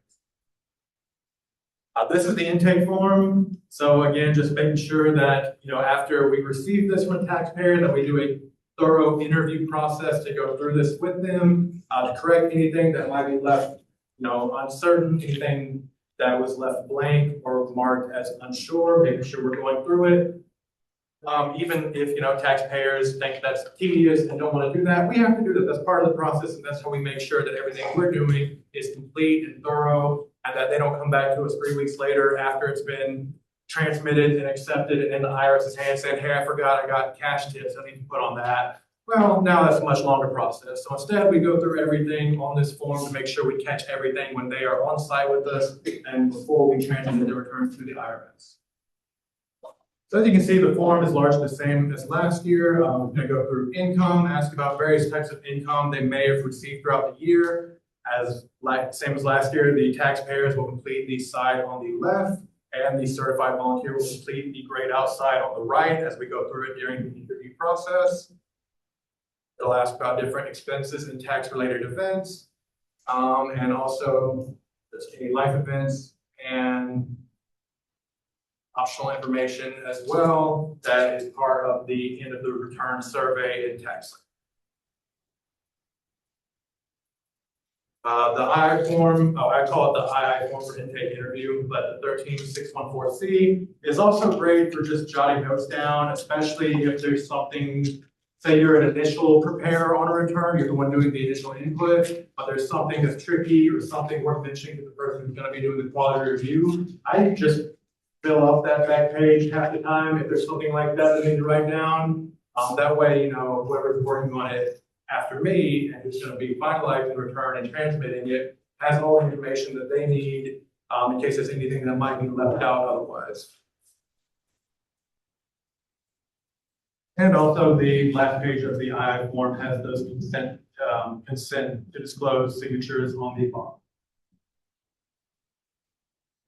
This is our front and back survey for this year. This is another thing that taxpayers will fill out while they wait and then submit that to us when we do the return. It's pretty much the same as last year. We've taken off one of the questions and we replaced it with another one. But outside of that, the satisfaction survey is still the same. Also, thank you all for doing this. When we say we have 99% customer satisfaction, like we're not just like pulling that out of the air, like that's a quantitative number that we're using. Like we get 99% fives on these. So thank y'all so much for that. And our new question for the year is, would you like to receive notification via text or email about any upcoming free financial workshops or trainings offered by United Way Mid-South's Economic Mobility Department? This is something that we're working on to kind of continue to grow our department. And the goal is to offer different types of workshops, things like this partnership with Orion. We've been talking to other financial institutions, just offering ways that we can help the community in terms of increasing fraud awareness. I know a lot of people are seeing these things about AI frauds. Like I've had to talk to my grandparents about it. Like memo. If you ever get a call from me saying I'm in jail and I need you to send me money here to get me out, that's AI. Like people are doing that now. They're gonna get my voice, make a robot that sounds like me, and the memo's gonna be paying bail money to someone who, no, I'm not in jail. So just to try and keep up with things like that, changes like the phasing out of paper checks, talking about new ways to get an account. We're really gonna start trying to offer more programs designed to address those issues. And we would very much like, our taxpayers to be aware of those and to be involved in those. So we're going to kind of offer an opt-in to that kind of communication this year, and that's what this question is in reference to. So equipment and supplies. So going forward, all the equipment and supply orders will be submitted via the same job form as last year. That job form will be made available to you. I think I've emailed it all to you, but if you don't have it by the time that you need it, just let me know. We'll fill out the link on the job form, and that'll be sent to me, and then I'll be in communication with you to make sure your sites continue to have everything you need in stock, whether that be more paper, toner, whatever. Make sure I get that to y'all in a timely manner. Processing time would be at minimum 2 days, and I'm going to try and stick to that. That was what Janet had, and that's what I'm going to try and do as well. But Please don't call us the day before and say, I'm out of paper, I'm out of toner. Do like a little more forward thinking than that. yeah, that would be helpful. Yeah, if y'all notice that you're going to need something here in like the next few days of the site being open, the sooner y'all can make me aware of it, the sooner I'll be able to get it to y'all. And that's always good. And I know there's like issues with printers and things like that, things happen, but anything that you can kind of tell ahead of time, be sure to let me know as soon as you can. Yes, ma'am. Is it any way possible that, you could use our supply list from last year? In So we terms, don't have to keep doing the same thing over and over again. like in terms of the job form submissions from last year? I can look at it, I don't know. Because we use the same thing every year. First one anyway. Well, for the first one we are, like when we're preparing supplies now, we're using that, but in terms of like restocking things, like. No, I'm not talking about restock. Okay. I'm talking about the original. Oh, we're doing that. Oh, We've been trying to. so I don't have to pick one. If it's not gonna change, It's not gonna if it's not gonna change, I think, you don't have to resubmit it, because we have them on file for the previous Right. years. Right. So, What we've been doing this year is we've taken Janet's binder and it's got the stuff from last year, and that's what we've been trying to put in the piles in the cafeteria right now. Okay, good. But if it's changed from last year, let me know or submit that form, but that's what we've been doing. Okay, one we couldn't get in. In the event that you're having any issues with the equipment you receive, whether it be printers or anything else, email me directly with the information, so item name and tag number, description of the issue, and the date the issue occurred. Also, if it's like an emergency, y'all are always welcome to call me or text me.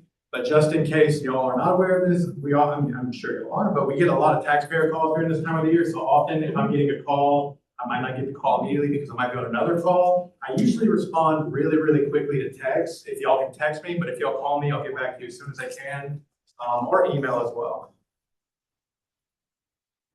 All right, and lastly, the one big beautiful bill. I know if y'all were on the Virgin Next training, y'all heard me talk about this for about 2 hours, so I'm not gonna do the whole thing again.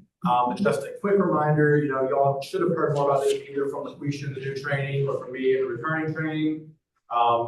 Just be prepared for people to have questions about this. A lot of taxpayers are probably gonna show up saying, I've heard there's no tax on overtime, I've heard there's no tax on tips, because right now, there's been a lot of miscommunication about what those provisions actually do to the tax changes. So just, make sure that we're informed of those, that the volunteers at your site, make sure that you're communicating that to them as well, just so we, at the very least, can kind of make sure we're giving taxpayers correct information about those changes when they arrive to us, and make sure that we're doing their returns correctly.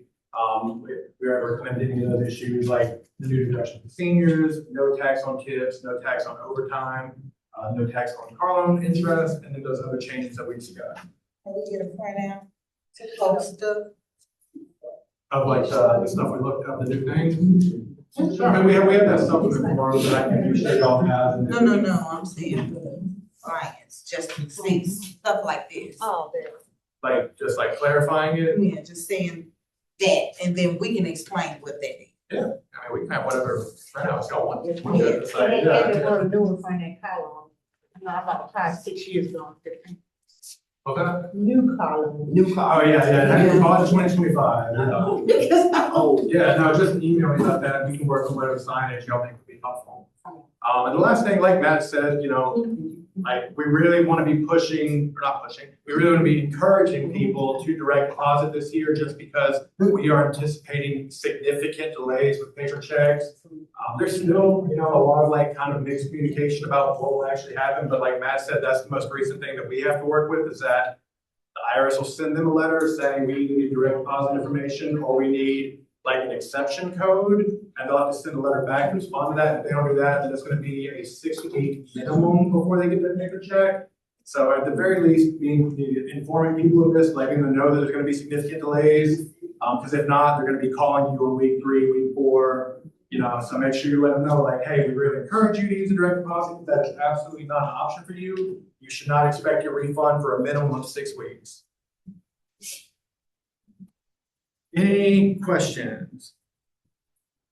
And I have a request to speak to you, maybe during lunch or so. I don't think it's bad.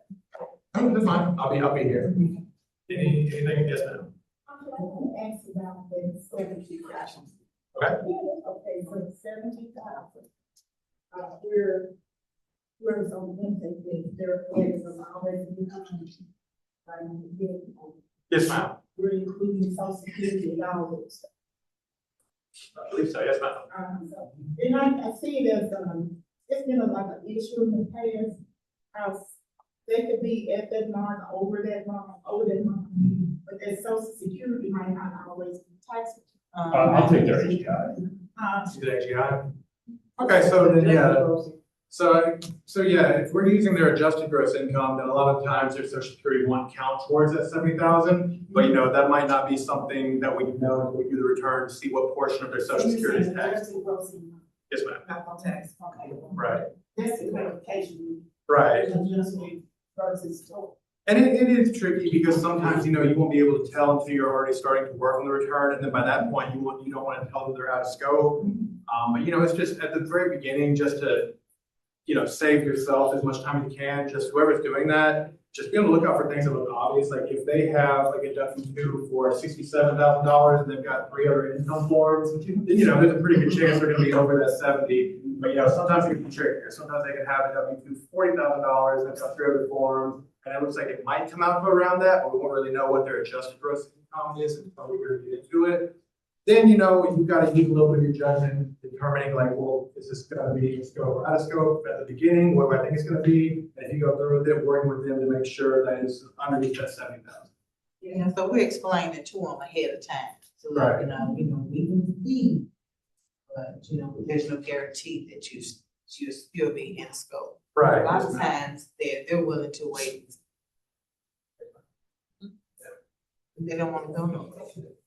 No, and you know, we don't like having to do it. Like we don't, it's not our rules, you know, we have to make sure we're doing it so we can continue doing the program is all. So that's what I tell people, like, this isn't anything that we're, you know, choosing to do. This is just, everybody's got rules of the job they gotta follow, and these are ours.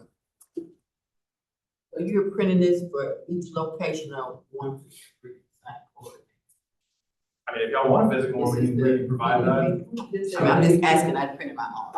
I mean, yeah, y'all have an email, so if you want to print it, how many pages? It's not that many pages, is it? Like what? I think it's 50 pages. 50? It's 50 pages. You can print it. All right, if y'all want a copy of it, we can work on getting that, just let me know. Explain to them, they ask. I think this ain't not Experience court. That nice paper stop. And then, are we anticipating any like official documents, like any official publications about OB3 from the IRS? Not till mid-February. Not till mid-February? Okay, so, you know, at mid-February, when we finally get some official publications about that, those might become outdated, but for now, that's what we're working with, so we can get y'all copies of that if y'all want.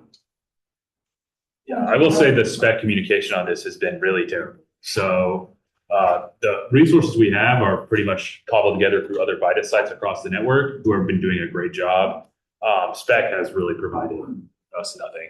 And so I really want to thank the other VITA sites who've been working on this to provide the resources that we are giving, because that's the power of the VITA network.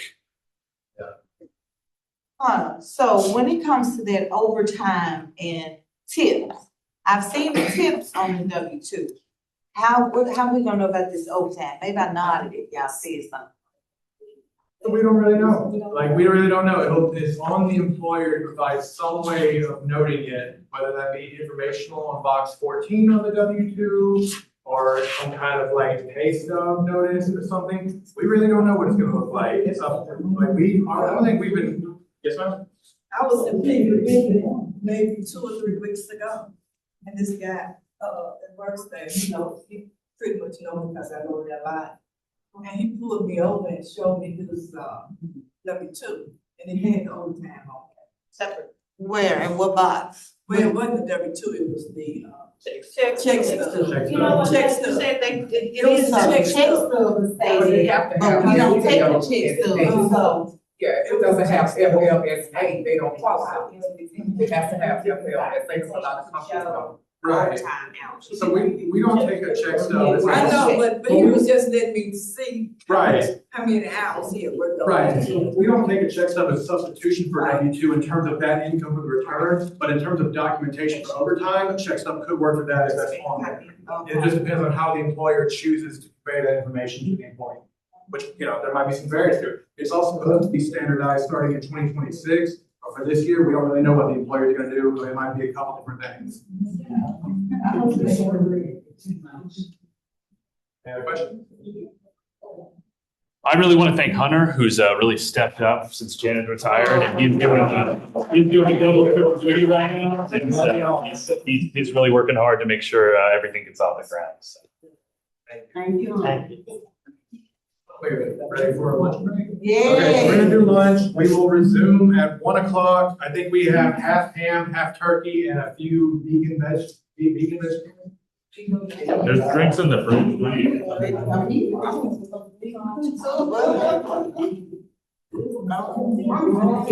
Y'all all in the shower, I'm not.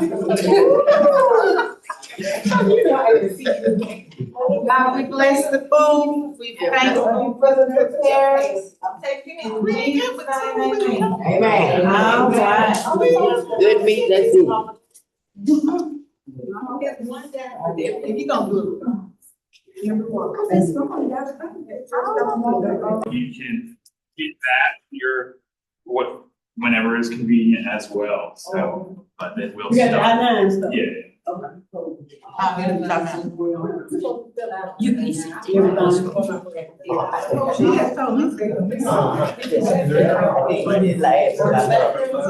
you have to, you just have to have.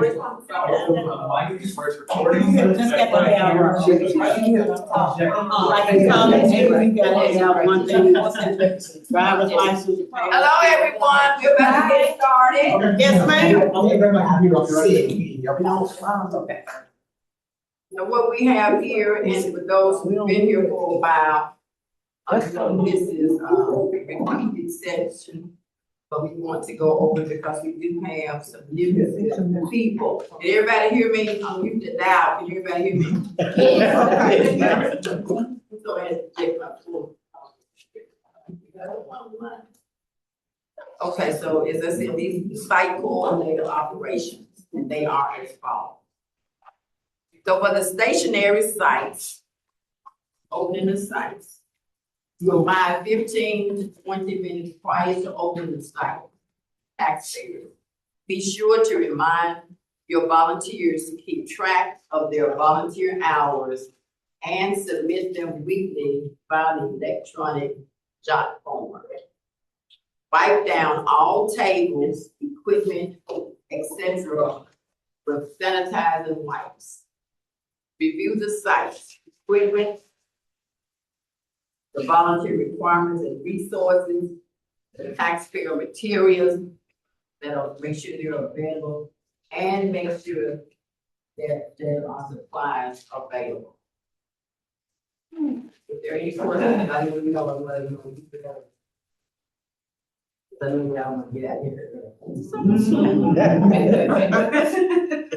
right, so then for the mobile site opening the site, you call the free text prep partner, because you know, I used to be a mobile site coordinator, and from time to time, there were people that they have scheduled for you to come out, and for some reason or the other, they are not available, or they're not gonna do it, or maybe they just forgot. And they may have planned somebody else, especially in some of the libraries, they may have obligated that particular area to somebody else.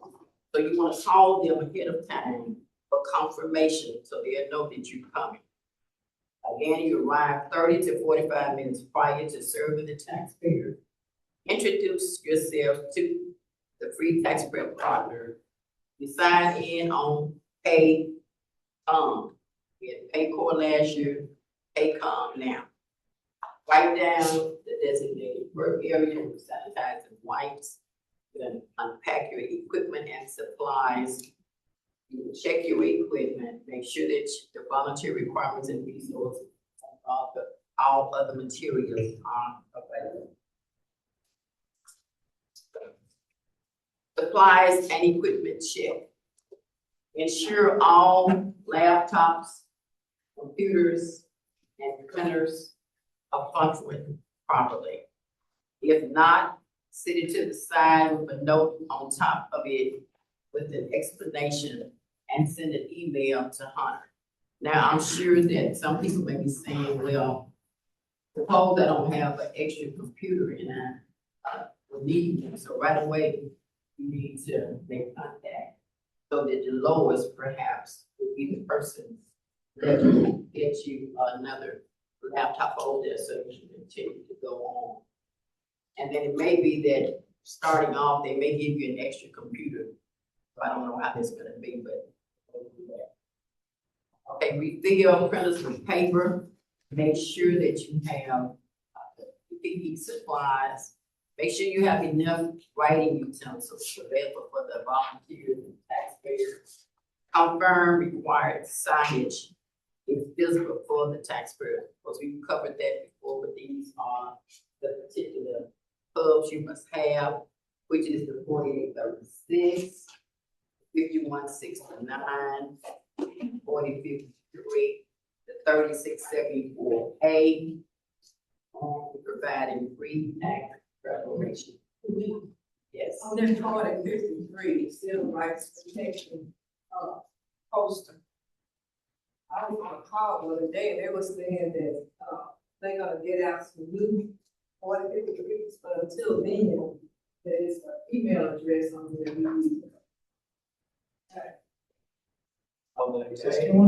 So you need to let them. He's making a note right now.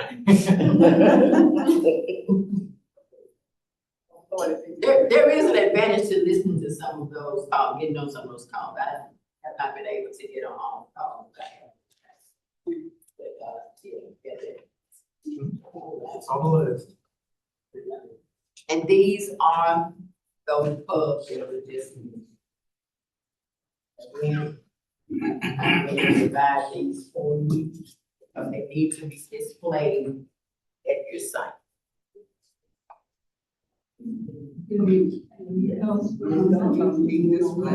Is there any way we can get them in class?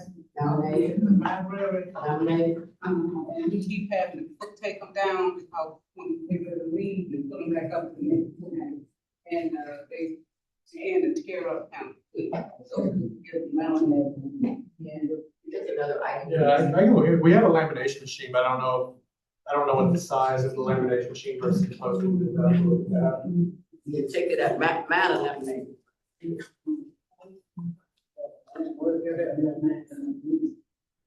Any other questions or concerns? And this is the customer sign-in sheet. So you want to make certain that you have enough of these. You're going to place a new sign-in sheet. Make sure again that pencils are sharpened. Ensure envelopes are stuffed with the intake documents. And these are drop-off instructions up here, but we don't have a lot of those. there are some people that still, whatever reason, want to drop them off, so you need to make sure that the 136140C is completed. But it's the 14446, and that you have everything, I mean, everything, because if they drop it off and it's incomplete, that can prevent you from preparing and returning. When they just show up, they won't be ready. So I think it's important to make sure you have a good working number by which you can contact them in case that happens. Customer demographic and satisfaction surveys or to sign.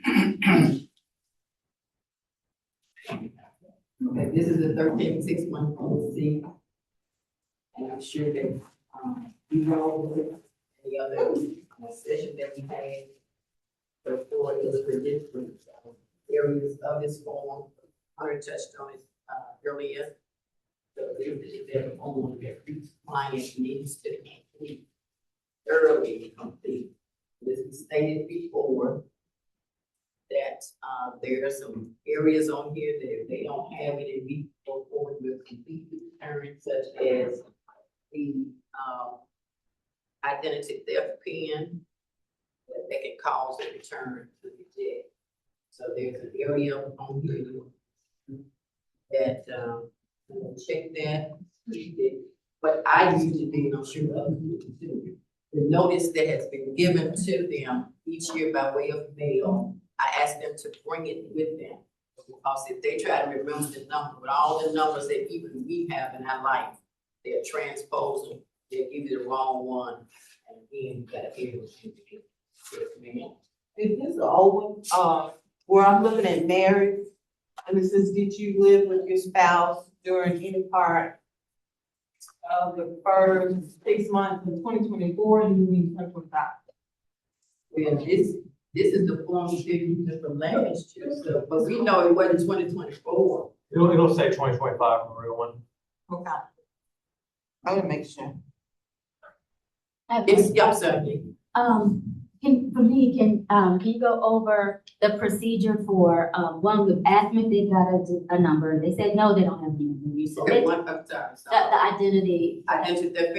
Yes, and so they said, no, they don't have one, you submit, you get an error saying they have one.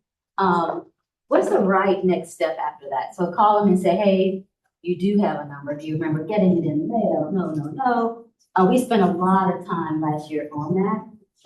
What's the quickest way to get it resolved? Should I just change it to paper return?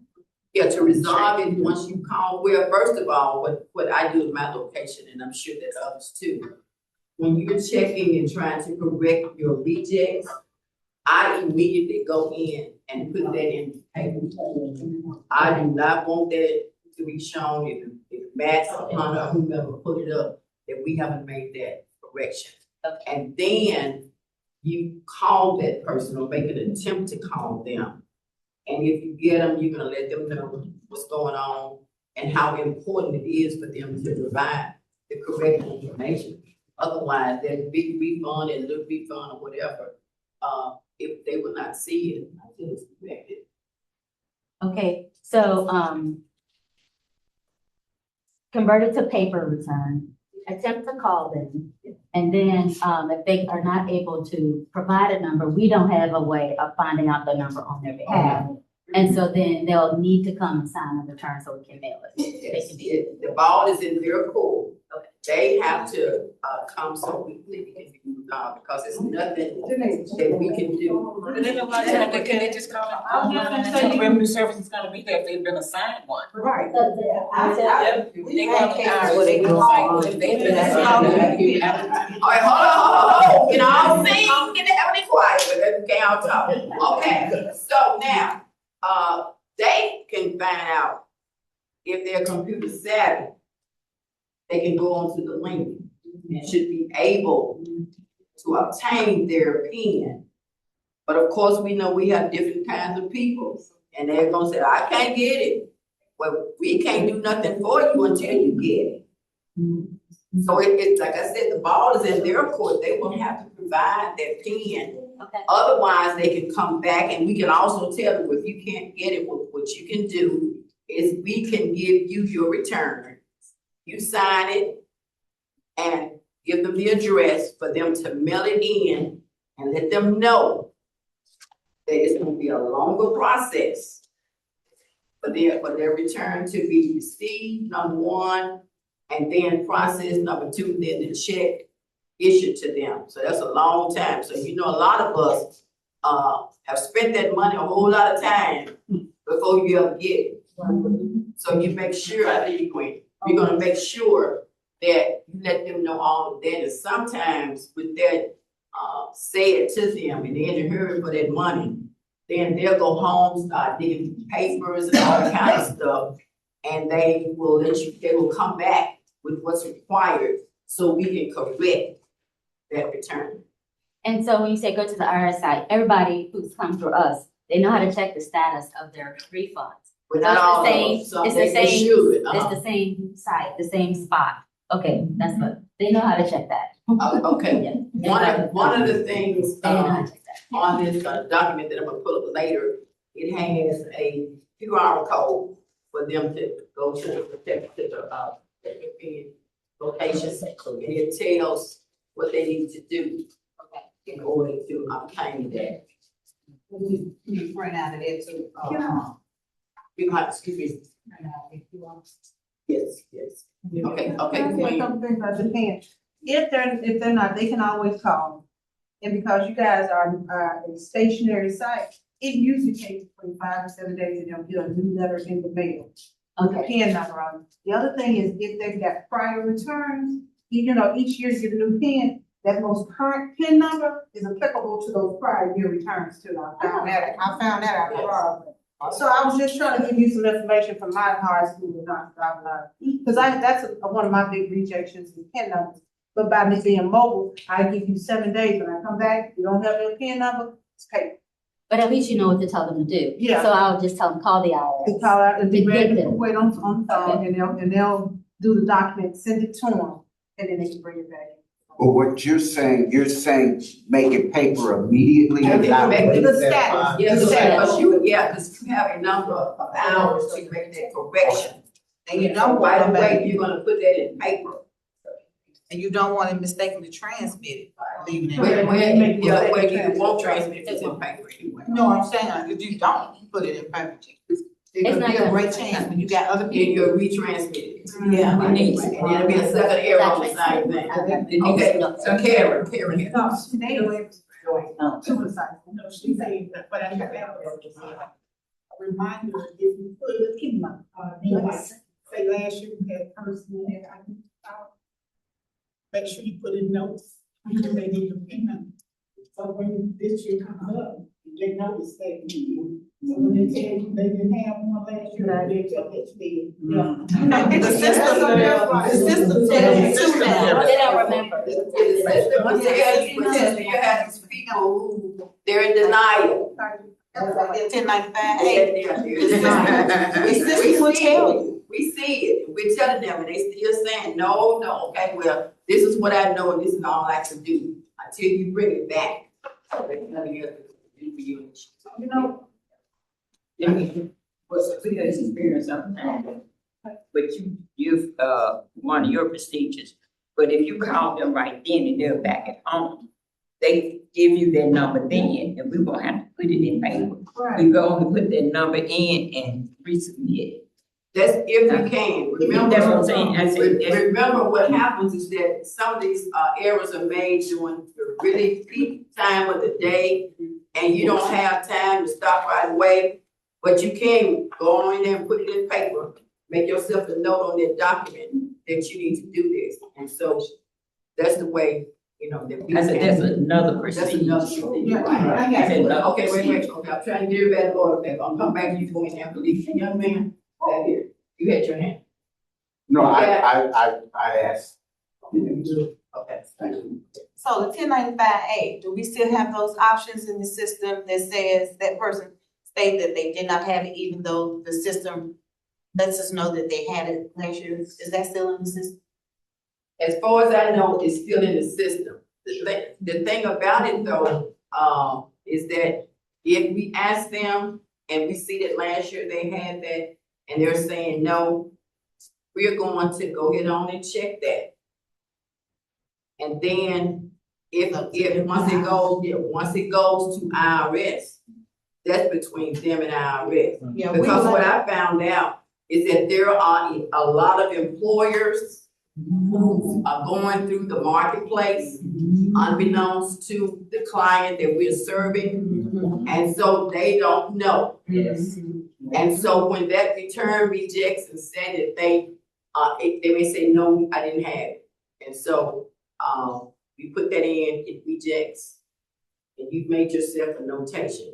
You can go ahead on and go back in and change it to that so that it can go forward. And like I said, from that point on, it's between them and IRS. And we also let them know that outcome of what our system has, just say if they had a refund of $2,300, because it still has to go through the IRS, and they may have that 1095-A, we letting them know that this is not a guaranteed total, so don't spend it.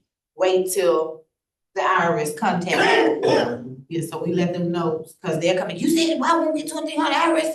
I got this return, got the job prepared, it showed me. So yeah, we let them know, but again, a lot of these people are in denial. And so some of these things are unpreventable. And they don't know. You've done this, you've done what you've done, then that's good. All I was gonna say is, again, dealing with those rejects, it was kind of back to Brenda and Joanne. If, once you receive a PIN number from the IRS, you have to know when to make that. That's number one, so when I come back and say, well, they didn't send me one this year, okay. I tell you what, you just hold tight for a minute, I'm hitting it right then and there, getting my reject, and I'm giving it to you, let you do what you wanna do. And that eliminates that problem. Because we want our accuracy, I already know that you have to have one. That's if I'm exhausted trying to help get a PIN number and doing everything else. And that keeps a lot of stress down on us. Because you're right, that's probably one of our biggest rejects, is those PIN numbers.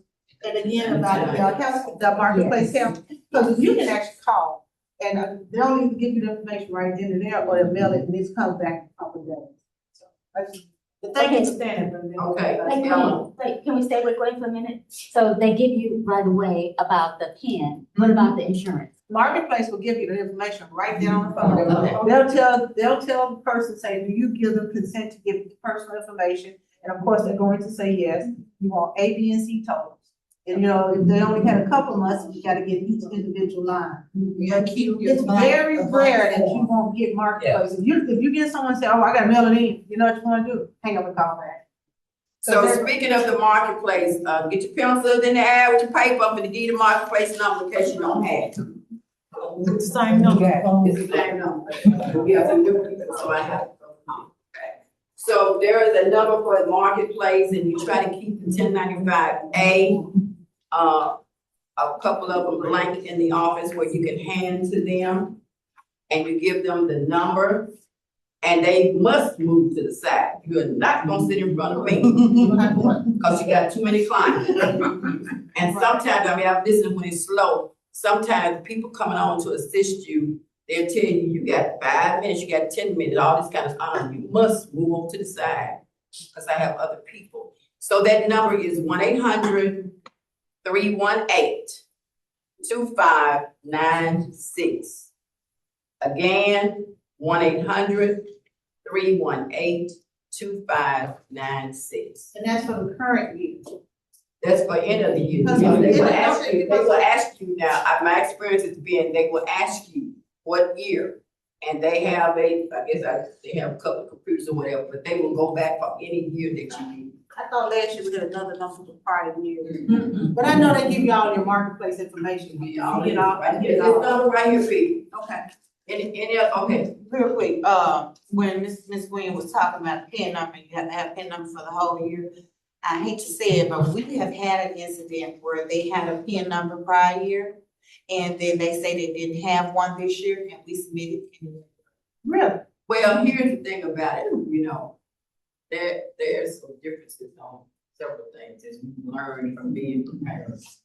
You can get a letter that will say, this is your PIN and all returns that are being prepared this year use this pen. And they may successfully all go through. But then every once in a while, we have an incident like what you just stated. They brought in their pen for one of those years, and we put it in, and it goes through or reverse, it don't go through. So nothing is 100%. Touch on something before we move on. Yeah, baby, come on. All right, one thing that we're talking about, so marking it as paper in TaxSlayer. So if that's what y'all have been doing, no, you can do that.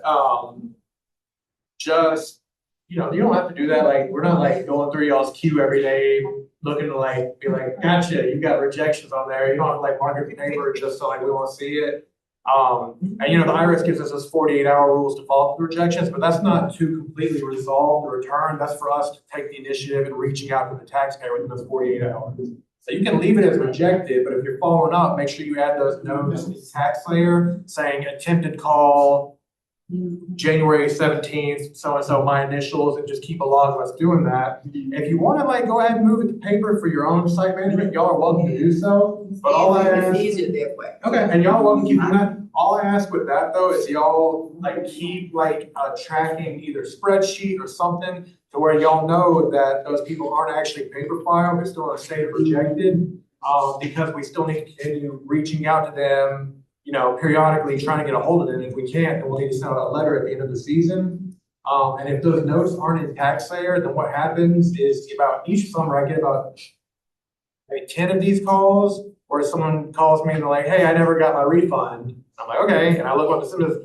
It says your paper filed. Like, did you mail it? And they're like, mail what? And I'm like, you're supposed to mail it. And they said, no one told me that. And that's just, that's not a fun conversation. So yeah, if you're gonna mark it as paper in TaxSlayer, like if that's how y'all do it, y'all won't do it, just please keep detailed notes and do like a tracking record of who's marking paper but who isn't actually filed, so that we can either, so that y'all can follow up, or at least I can have that at the computer when I'm gonna get those calls.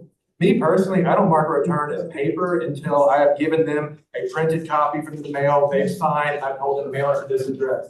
When they leave, I mark it as paper, that's how I do it, but if y'all do it differently, y'all continue doing it that way, but please keep those records, adding those notes. That way when I get those calls at the time, I can look it up. There's a note on TaxSlayer, and I click on it, and I say, oh, we attempted to call you on January 27th, January 31st, like these were efforts for us to call you, we weren't able to get a hold of you, so we had to mark it as paper, hoping you'd give me this call here in July. So, yeah. So every site have their own way of doing. Like I said, because of the number of clients that we have, Sandra and I, most things that our location, we go ahead on and put it in paper.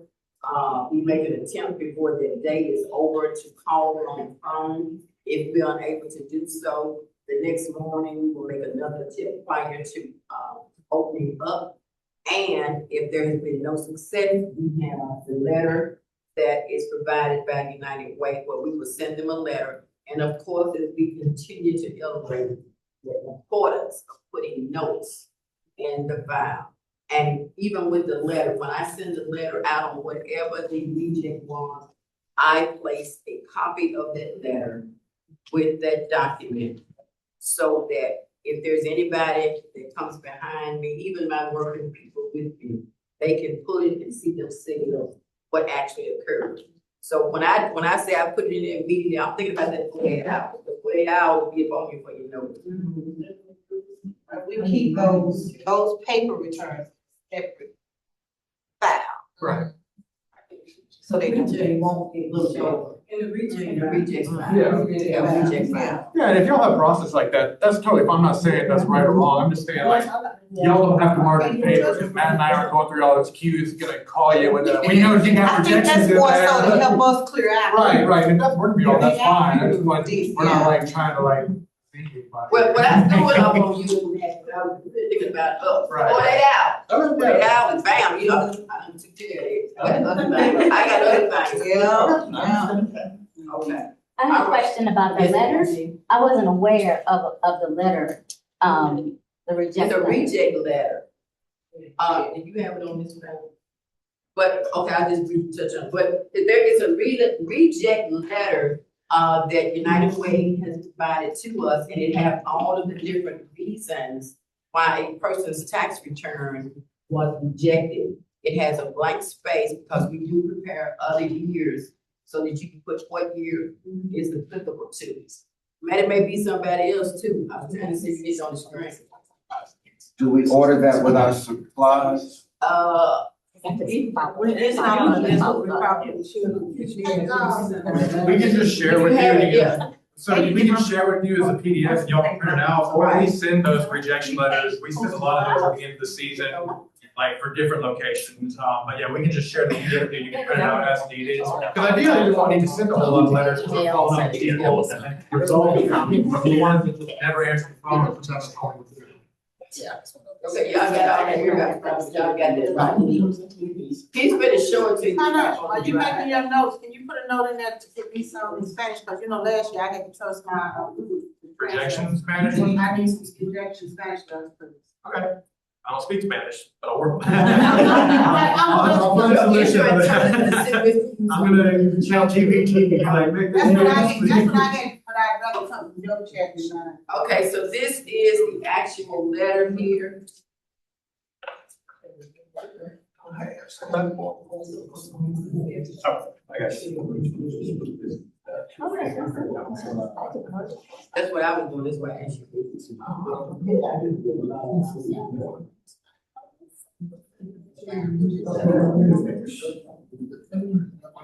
Why he's doing that for y'all, for new folks? Usually on Thursdays, I'm at Sucas, and that's my English second language location for Spanish. So if you happen to have someone come through and they don't speak English, instead of sending them to one of the super sites and then they end up coming to me anyway, you send them about.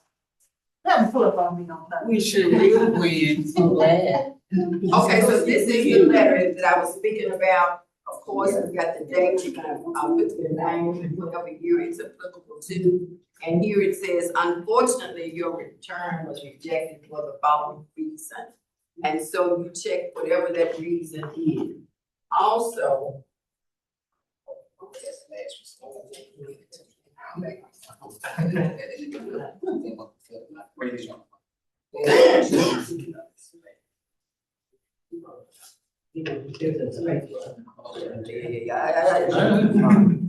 okay, also, there's other.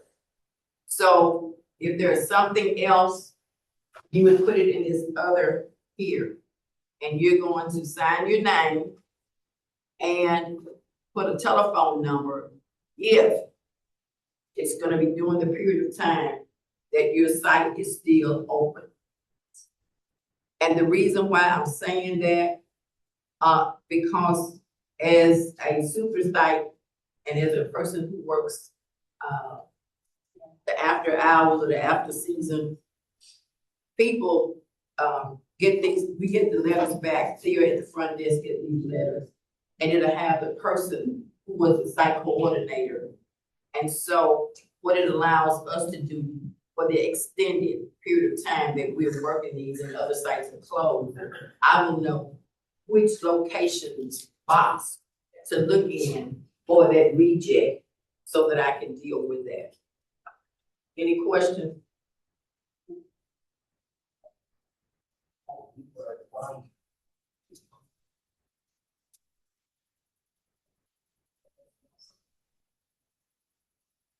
Okay, so these are the customer demographic and satisfaction survey forms. Pretty much, Hunter has already touched on these, and these are the ones that they will have to fill out because they're places in the software by which the answers that they provided needs to be in there as well.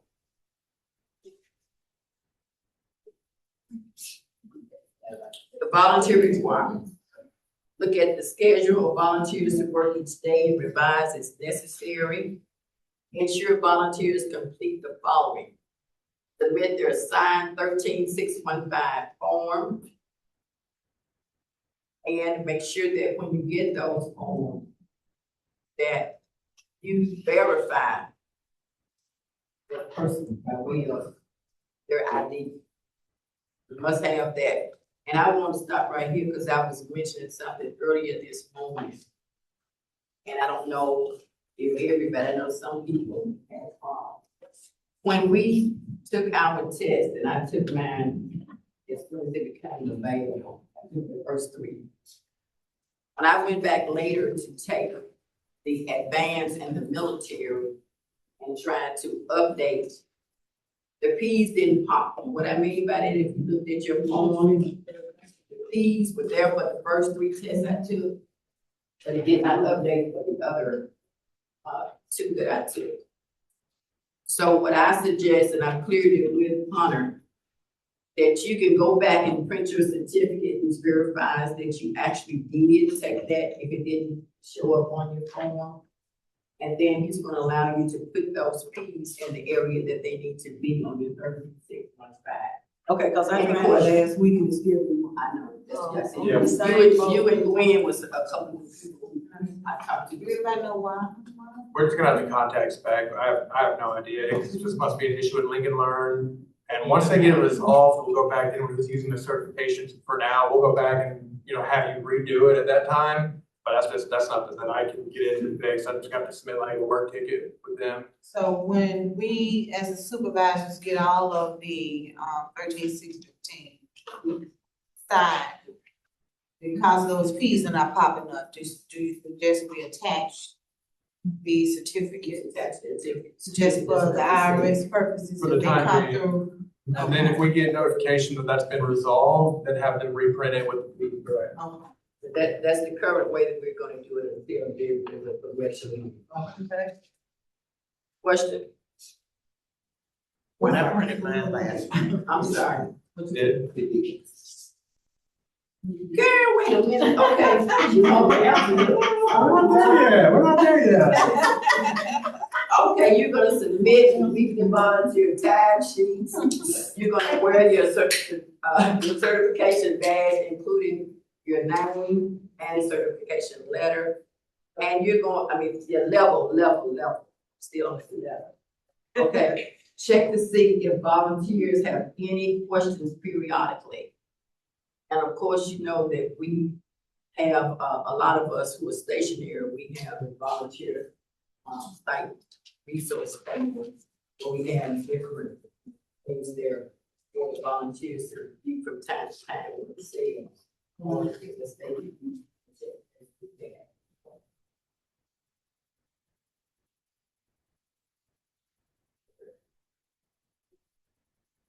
This is the volunteer standards of conduct agreement that I just went over before this. And I just touched on this as well. We are responsible as site coordinators to read the taxpayer blog and works so that we can make our volunteers aware of what's going on.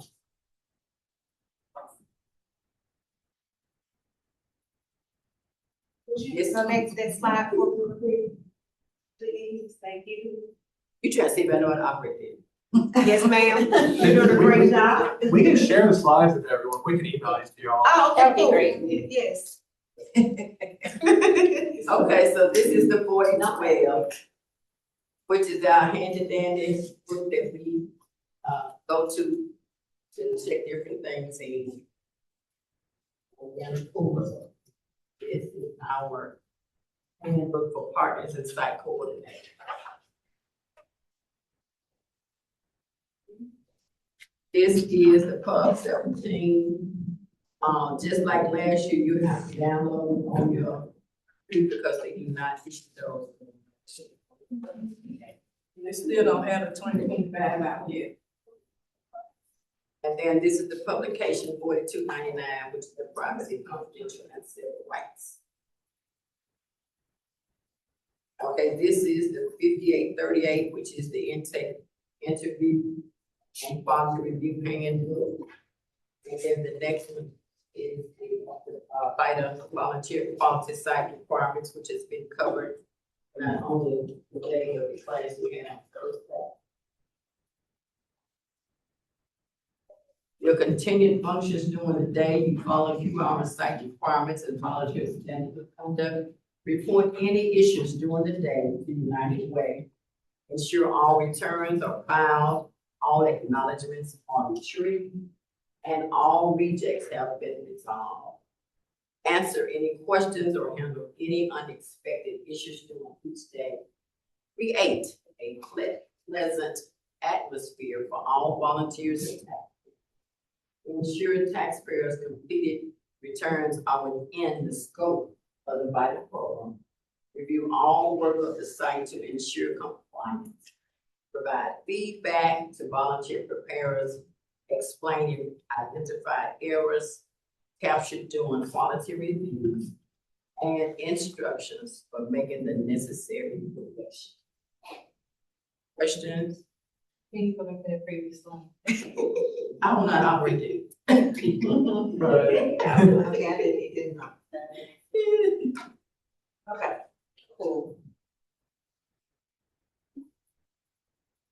So we're gonna assist taxpayers and have as much fun as what you think? because we know we've talked about already some of the things that happen. But overall, it's a fun job. It is. It's an enjoyable job. It is. And a step reward. Yeah. So are there any questions? Okay, stationary sites, you're closing the site, discuss issues that happened during the day, we just got talking there. Okay, we talked about the mobile, these are the closing, you're gonna pack up all the equipment and supplies, follow security guidelines, check the copier and printer to make sure no paperwork has been left. Lock up client information, take all shred items to the shredder, sign off all computers, wipe down and sanitize all workspaces, and thank you on goodbye to the partner. Never leave alone. Never leave alone. Okay, she says never leave alone. I guess if you make somebody mad, they gonna be waiting on you like it's good. They're gonna party like they're waiting on you. But I'm saying, for real, don't leave alone. And that's a good practice because not thinking about the client, you may have car trouble. Right. You left, you know, so one thing that we have been doing, we try to make sure we putting out. Well, you know, and think about, we mobile clients, we've got these people's social security numbers.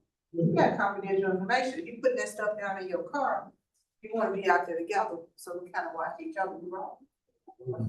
And we are, literally watching. Yeah, right. Oh, okay.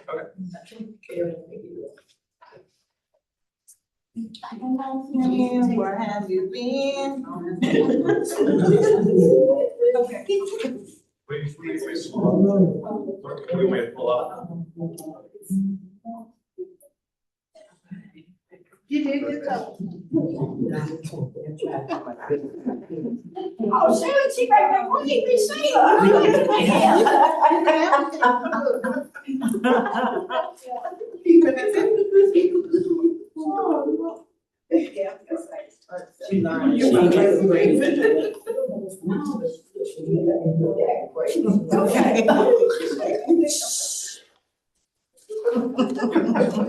I'm gonna be talking about transmitting returns, resolving rejects, best practices, and things. Helen has already touched on quality. I hear this. Not too much, but we've already talked about quality. Everybody knows about it, right? Yeah. Okay, we're gonna talk about transmitting, timely filing of taxes. All sites must have a process in place to ensure every tax return is timely, electronically filed or delivered to the taxpayer. I usually will take, if we're working 10 to 4, maybe about 1 o'clock or 1:30, that's when I start transmitting. And I do it regardless, because I want to catch any rejects, break them that day. I don't wait to break my rejects. So that the taxpayers still get their money when it's supposed to. E-filing returns and stockpiling. Please do not stockpile. That is way more than 3 calendar days to submit the return once the site has all necessary tax documents.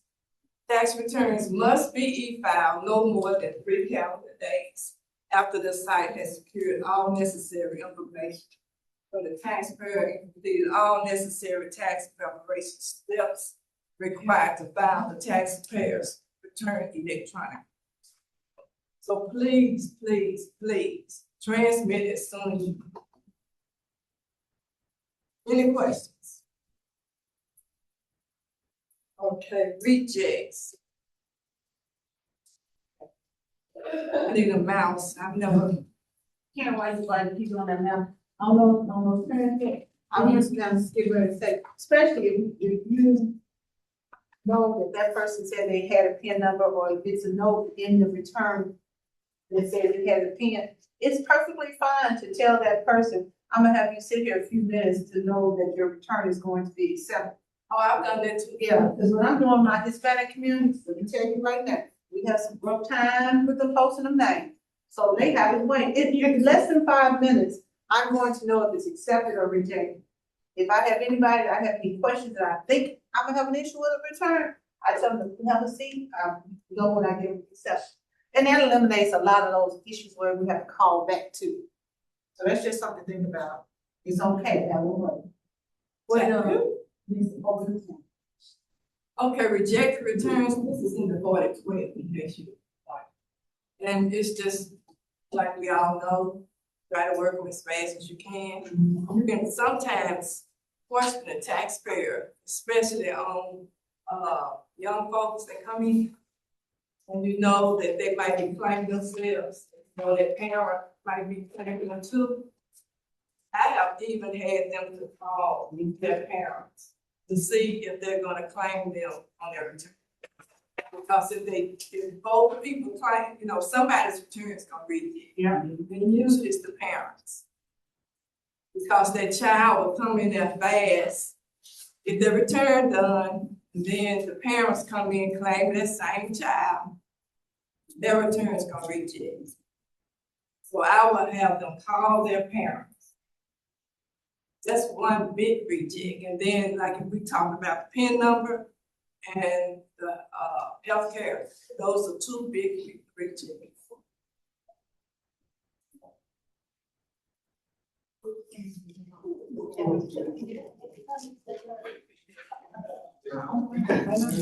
Karen, under that big bill act, I've been seeing on social media, maybe I missed it in our meeting Thursday. But what's the status on child support? If I'm paying child support, who gets to claim the child? Mom is the dependent, or the person who pays the child support? Did that change this year? It's still the same. That didn't change. No, it did not change. Okay. Need you to stay out. That's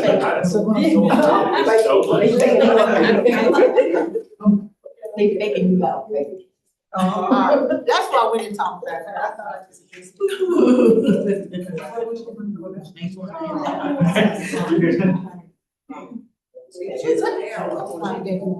It's okay. What experts is? I'm a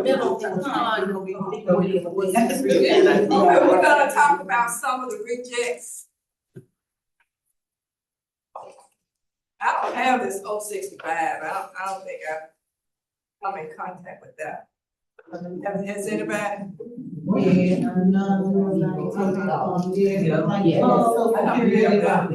The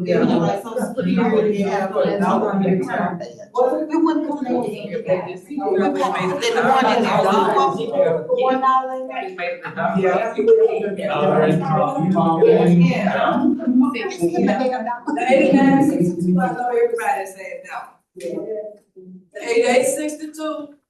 Now, sometimes you just have to say, have you ever received a letter from IRS? And that's on that 13614C.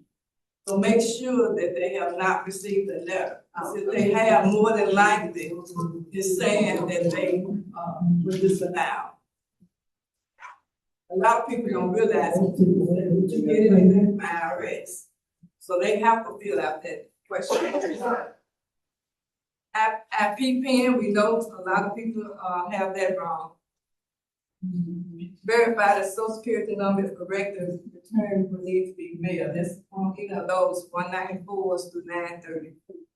Duplicate social security number for the taxpayer or spouse. I went at that. Primary social security number and primary name control must match those married people that didn't change their name with social security. And like his status with John and James and that, which one? Yeah. Last names.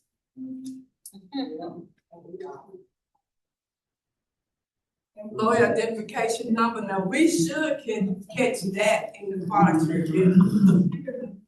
Okay, so I'm going back to the 194, 452, 10, 510, 513. They're right there. Duplicate social security number for the taxpayer spouse. A lot of times if we get those numbers, it is because somebody had already filed. They already filed. Yeah. You know, for that year. And very seldom do we get those. Oh, we get them a lot. Are you looking? Yeah, we get them a lot. We call those shoppers, cause what they have done is, they done went to Boom Schenker. And then they didn't like what Boom Schenker said, and then they wanna come to us, or they done already went to one of our other sites and don't believe the outcome, and then they'll come to our site. We've had that a lot. That's what we call shoppers. Okay, these next 500, 503, 504, 506, 507, 516, all those has the social security number. That's all for rejects. Anybody have any questions? Last year, honey, you helped me with one.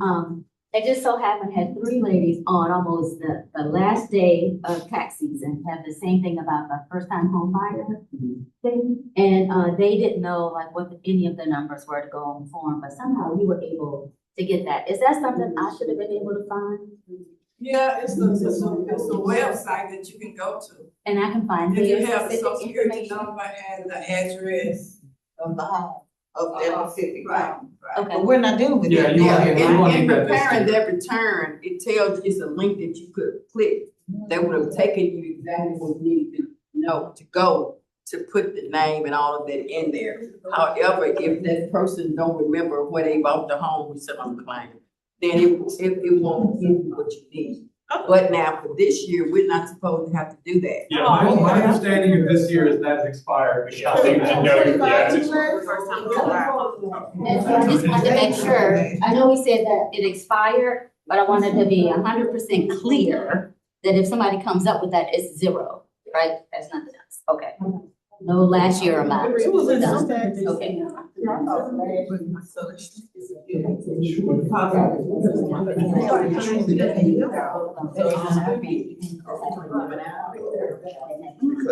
Because we know it ain't. They should be paying. I ain't gonna say that. But that's gonna be between them now. Right. I take care. So she. Okay, we're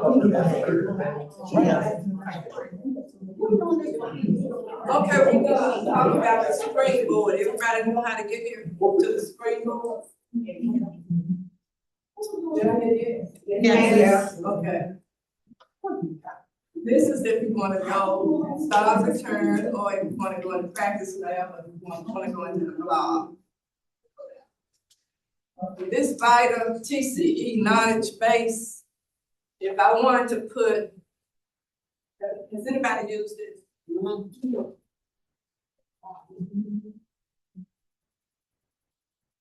On the one big. You put one on every other.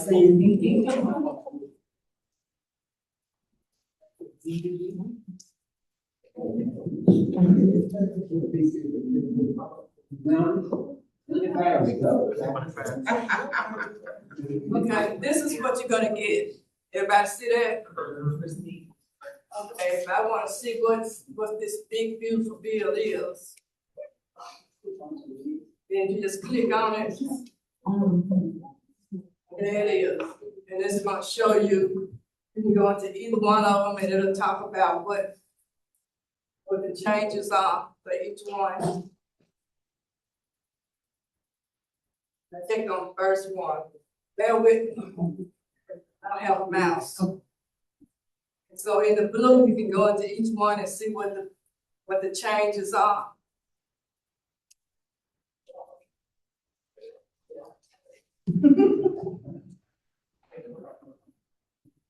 Okay, so in the tip, you start in 2025. I'm just trying to show you how you further go in and see what the each one is talking about, what the change is for 2025.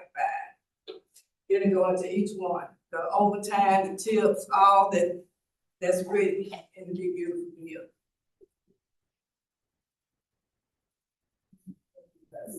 See each one up on the wages, up on the. Each one is gonna talk about. See, it's gonna start in 2025 through 2028. Taxpayers can deduct up to 10,000. So each one is gonna talk about what the change is. This is just another way that you can go and find out what's going on.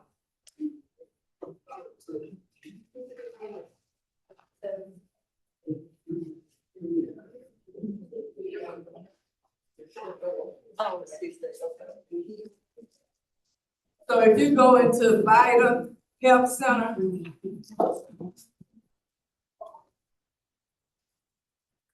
each one is going to show you practice lab, law.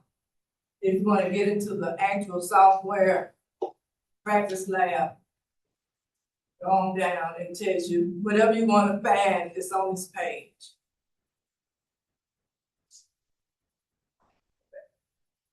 So if I want to go to the practice lab, and then I'm going to type in train, TRAIN, no.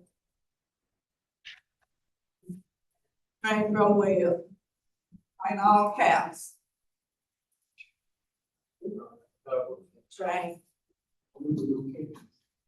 Okay. Then put your username and your password.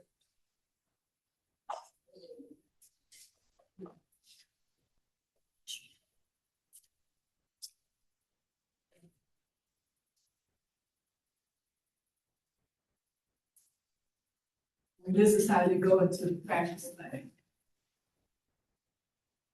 Also at the bottom, this is going to show you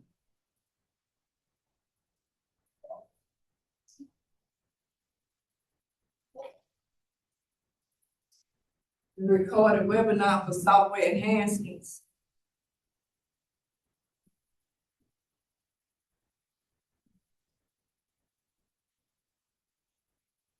And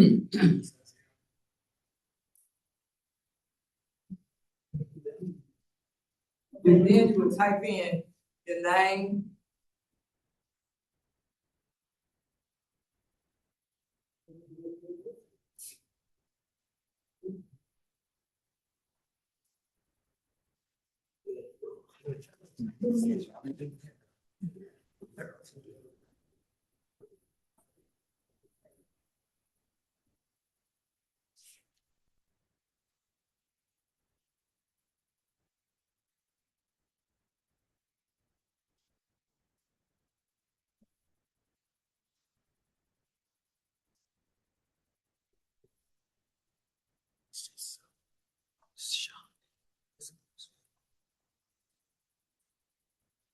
and if someone would talk through the webinar, but if you want to get to the user guide, and click on attachments, and then this is the user guide. And this is the new software enhancements.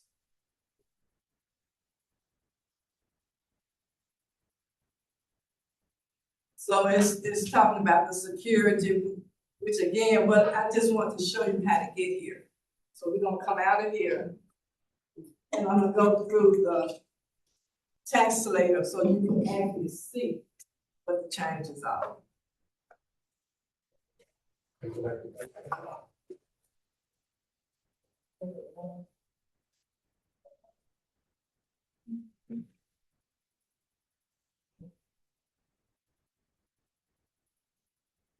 So you go to the client search.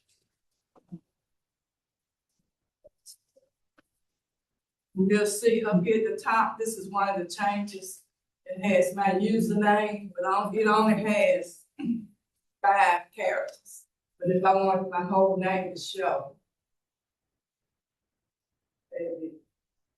That is, if you're working more than one site, and you might have come to Southland, you left Southland and went to Hickory, went to the band. I know, right? To the band life, right? Yes, ma'am. And you use your Southland username, but when you look up there, you'll see that you got the wrong username. So they gotta change it. That's one of the,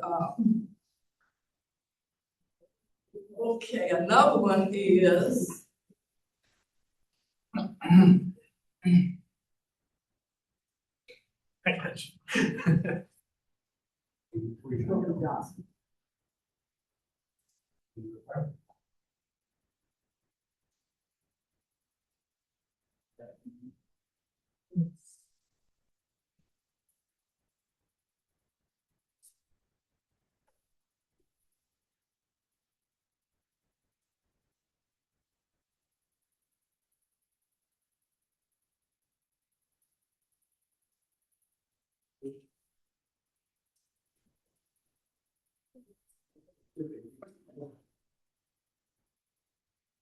and this was number 7 on the test.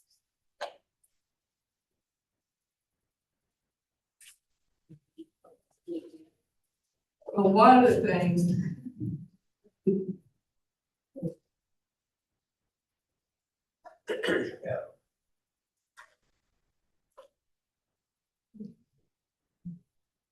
okay, went to the W-2.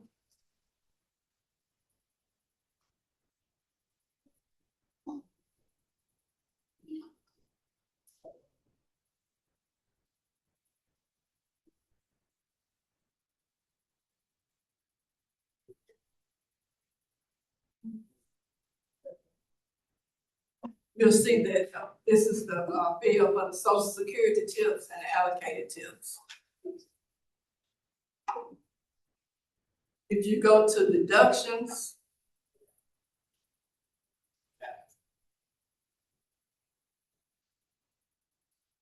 and you go to additional deductions, these are the 3 new.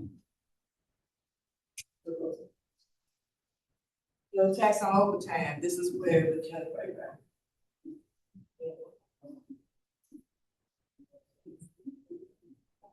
This is no tax on tips. Add it right here to the end, this is where you do it. Then column. Tax on column. Go what next? Now.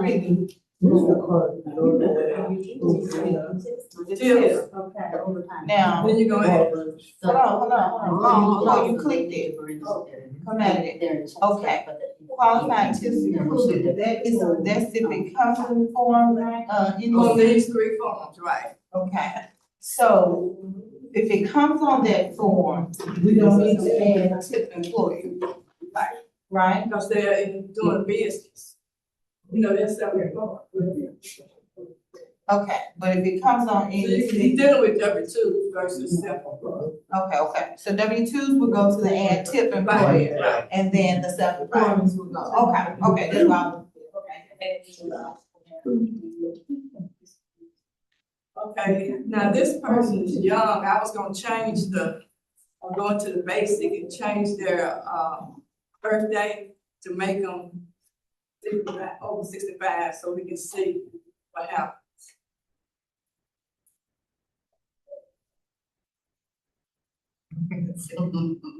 And then we're gonna go to summer print. Here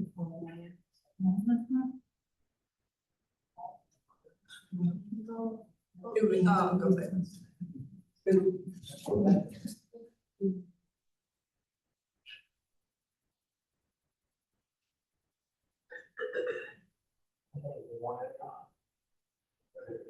It is the 1A.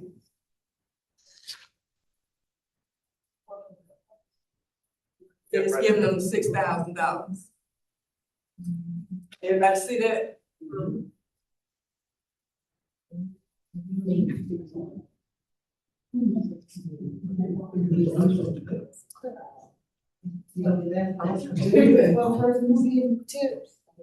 Yeah, put 'em. You're supposed to be.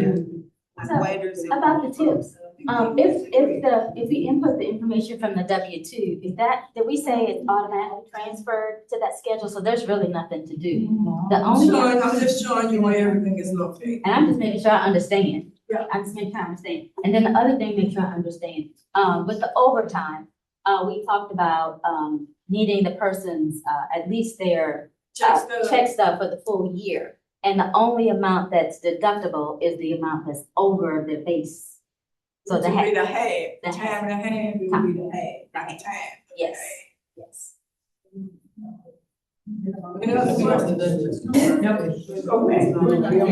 So we taking it, thing off the check stub, we go like everything off the About the overtime.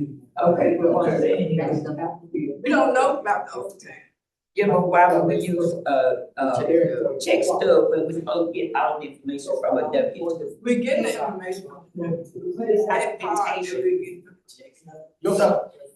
You'll still need the W-2. Yeah, The we reason still we're need that. talking about pay stubs this year is because this one standardized the times for employers to plan for this year. So we don't know how employers are gonna communicate the overtime and the tips. So it might come on pay stubs, and that might be the only reason we have to look at pay stubs this year. Because they might not have had time to put it on W-2. Okay, so how would we know that? Talking to people and looking at their forms, because it might be different for different employers. Well, one thing that, has come out is that IRS is supposed to be working with, the employers to update their forms to accommodate what they're supposed to have. And it is supposed to be standardized in future years. This is just kind of messy because they decided to do something and do it right now. But it would have been helpful to do next year, but no. Cause that's gonna be kind of confusing. Yeah. Because, you know, they say don't use anything off your check stub. So most people just gonna bring a W-2, they're not gonna bring a check stub. Well, this will only apply for people that are eligible for these qualified tips or overtime deductions. So this won't be everyone, and this certainly, we will still need a W-2. Like the pay stubs are not replacing W-2s from what we need, but just if anyone's potentially eligible for these deductions, no overtime on tip or no tips or, like I say, no tax on tips, no tax on overtime, then we would need additional documentation. And it might be on the W-2. It might be in box 14. The employer could have put it there as informational, in which case we wouldn't need the pay stub. But if it's not on there and they're saying that they need that, we need to say, well, we need some kind of documentation from it showing that overtime or showing those tips, whether that be on a pay stub, on a letter from your employer, something. We gotta have something from the employer. Another change that they had, this year was putting the consents at the end of the return versus before the return printed out. And I was trying to see if,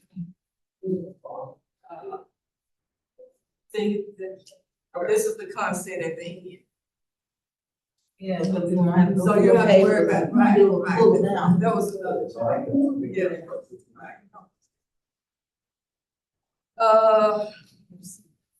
Okay, best practices, like I said, doing The example that Carol just gave you, that's not number 7, what did you say, you know number 7, that's number 8. Yeah, I have printed mine out, it's number 8. So you want to do stuff. She just said you're wrong. I just didn't want people to think when they look, yeah, it's number 8. I had asked you to go over 7 when we had to simplify. Okay, so I was thinking 8, you said 7. Where do you want to go? Any more questions? Okay, best practices. At Southland Mall, we have our chairs set up in certain sections. The taxpayer comes in, we have chairs in the front where they can sit. Then over to the side, we will have them, once they're screened, they go sit at this side. Then prior to review, we'll have it another station. So I want someone else to come up with the best practice that they do at their site, share it. Well, of course, that works for your location Right, because cause you it's have it big bigger. enough to do, right? Yeah, and a lot of Well, places don't and have that. Divine, we had two rooms. So one was for intake. And they would get, reviewed there and stay. And then once the preparer is ready for them, we go over and we get them. That way we'll know, and then we mark on our sign-in list whether or not they have been screened, and then we'll put a P to let them know that they are with a preparer. And then, once we prepare them, we have, because that second room, we need much privacy because we have 4 preparers. So we only have about 3 to 4 chairs in that room that will keep it still private. And once they are prepared and they're ready for quality review, then we sit them in that chair. So they only move twice. Anybody else? What I say, Miss Carol, cause you want to listen, man. He's sharing it with the other You people. talk though. about the room. I did this. And what else? Nobody has no best practice. Okay. So, we have people sit in the lobby area, so we've got a lobby area when you first walk in, and that's where they, do their intake, or they'll complete their forms. And then we've got another room, we've got, the 3 preparers in there. And so then once a preparer is available, they'll come and get the next person, and they sit at that table with that person, and while it's being quality review, they don't leave that room, they stay in that room, but in a different section until it's quality review. And then the quality reviewer will go through their time with them. So we've got, the person moves 2 times as well. I also play music. I play music. You Sometimes. have music on. Yeah.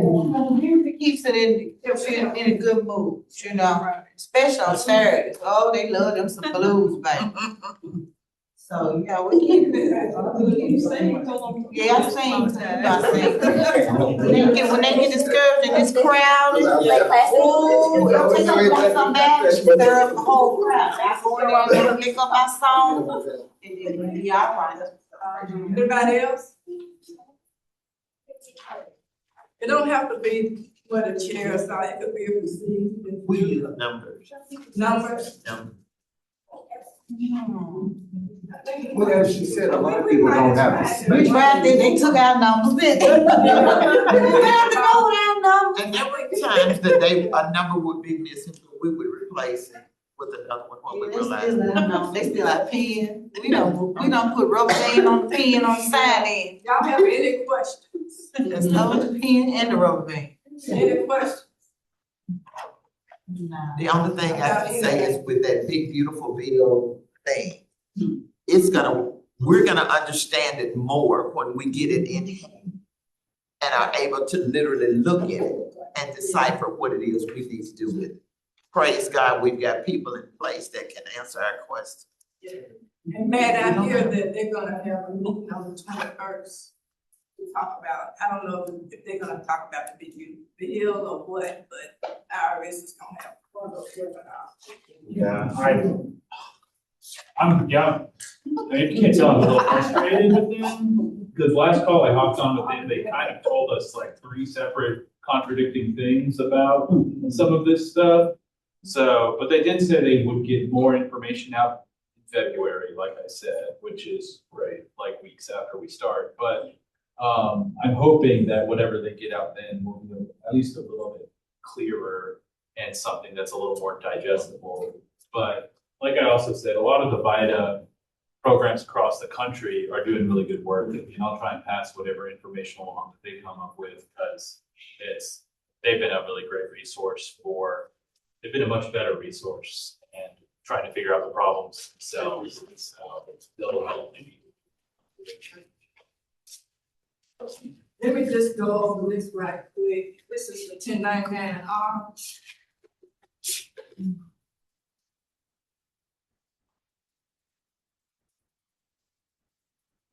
This is on the test.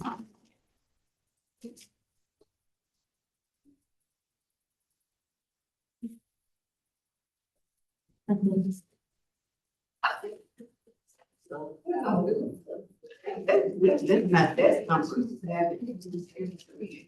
Who's What's the name? What's the name? Yeah.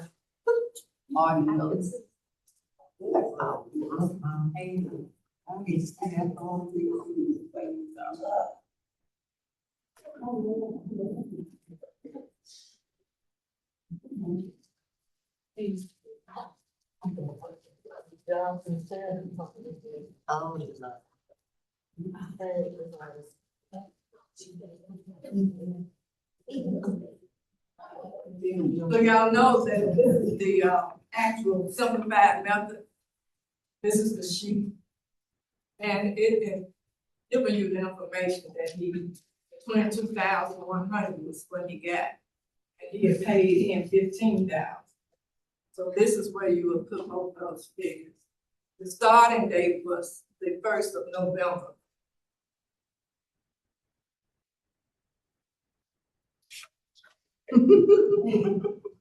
And I checked the box because it was, you want to add okay. Because if you don't check the box, you get the wrong answer. That's only for joint, right? Yeah, that's joint and they had, yeah. And then 12 months out of the year, they had put it to. This is, they gave you the amount that was recovered. And so.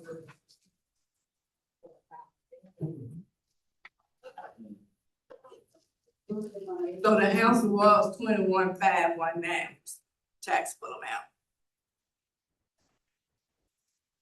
Did everybody get that?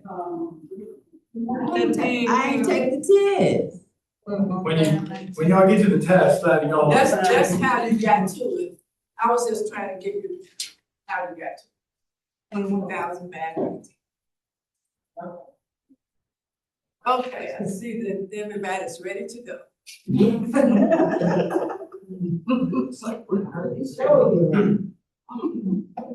Yeah, I'm supposed to do that. Okay. But pull up. Has everybody done the site coordinator since that? Yeah. Is there anyone who hasn't? That's what. Yeah. Yeah. Who hasn't? Right.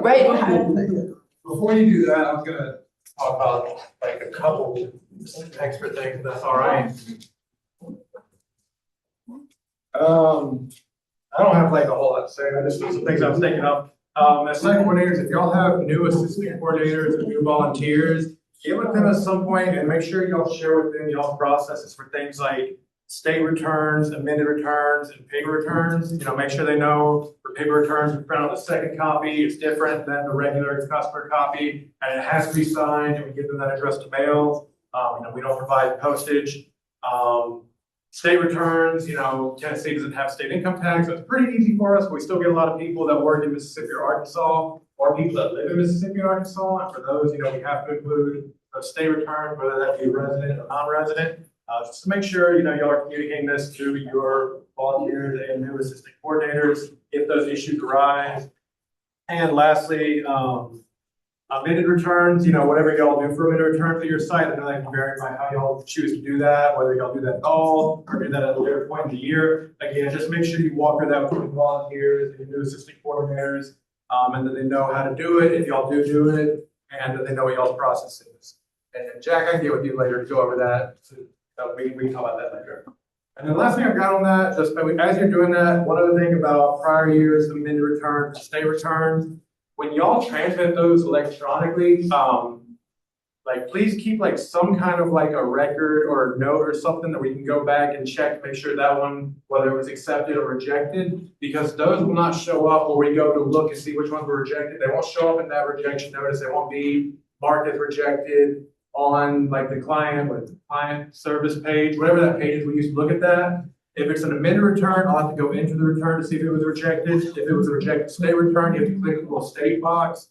And if it was a prior year, if we don't know that it was a prior year, we want things to go back in prior years to check it. So those are just three, I guess, different types of returns that can kind of slip through the radar in terms of following up our rejections.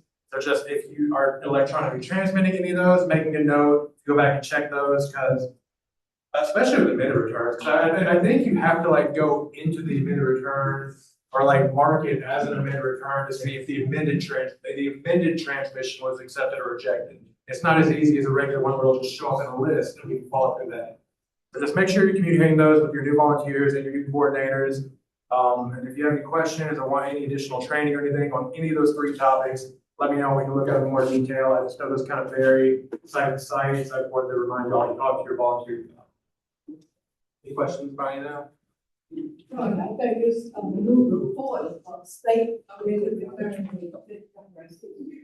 Oh, I forgot, maybe we have state amended returns. That's another best of both worlds situation. So yeah, no, those are fine. Yeah, if you have any questions about that or need any additional training or resources for those, let me know. Just, I don't know how intensively those are covered in all the other training we've been doing. So for new people, I might report just going over your own site policies for those and how to handle them. So when are we gonna approve, we at the site be to start amending return, because they'll be coming in, deep already trying to return it. I mean, that's up to y'all. If y'all want to have like a set day when you start, I would say, I think amended returns can be started as soon as there's something that's been accepted that needs to be amended. But if y'all want to set like a date that y'all want to do for your site, and maybe you can use that to say like, hey, if you think you're still waiting on a form, don't file right now until you get that form, because we're not starting amended returns until so-and-so date. That's something you can do, but I don't think there's like a federal amended start date or anything that I'm aware of. You see what happens, people come in and try to file an original, knowing that they got another W-2. But tell them no that. Yeah. Yeah, y'all do what y'all do, but that was, I would tell them, no, I would not file that. 9 times out of 10, they're not gonna think that they're picking another document. Until amendments might take a while, they might put a delay on the refund. We won't be able to get to amendments to it, no one like the big rush of all the regular ones, so, really, they're just delaying it for themselves. Exactly, but they don't get their money first. Well, sometimes people gotta learn. It's hard now. Yeah. All right, thank you all. Thank you. I'm gonna stick up.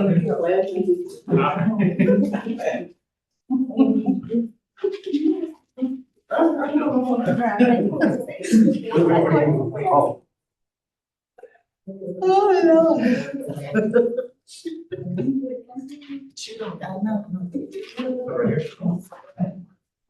I guess.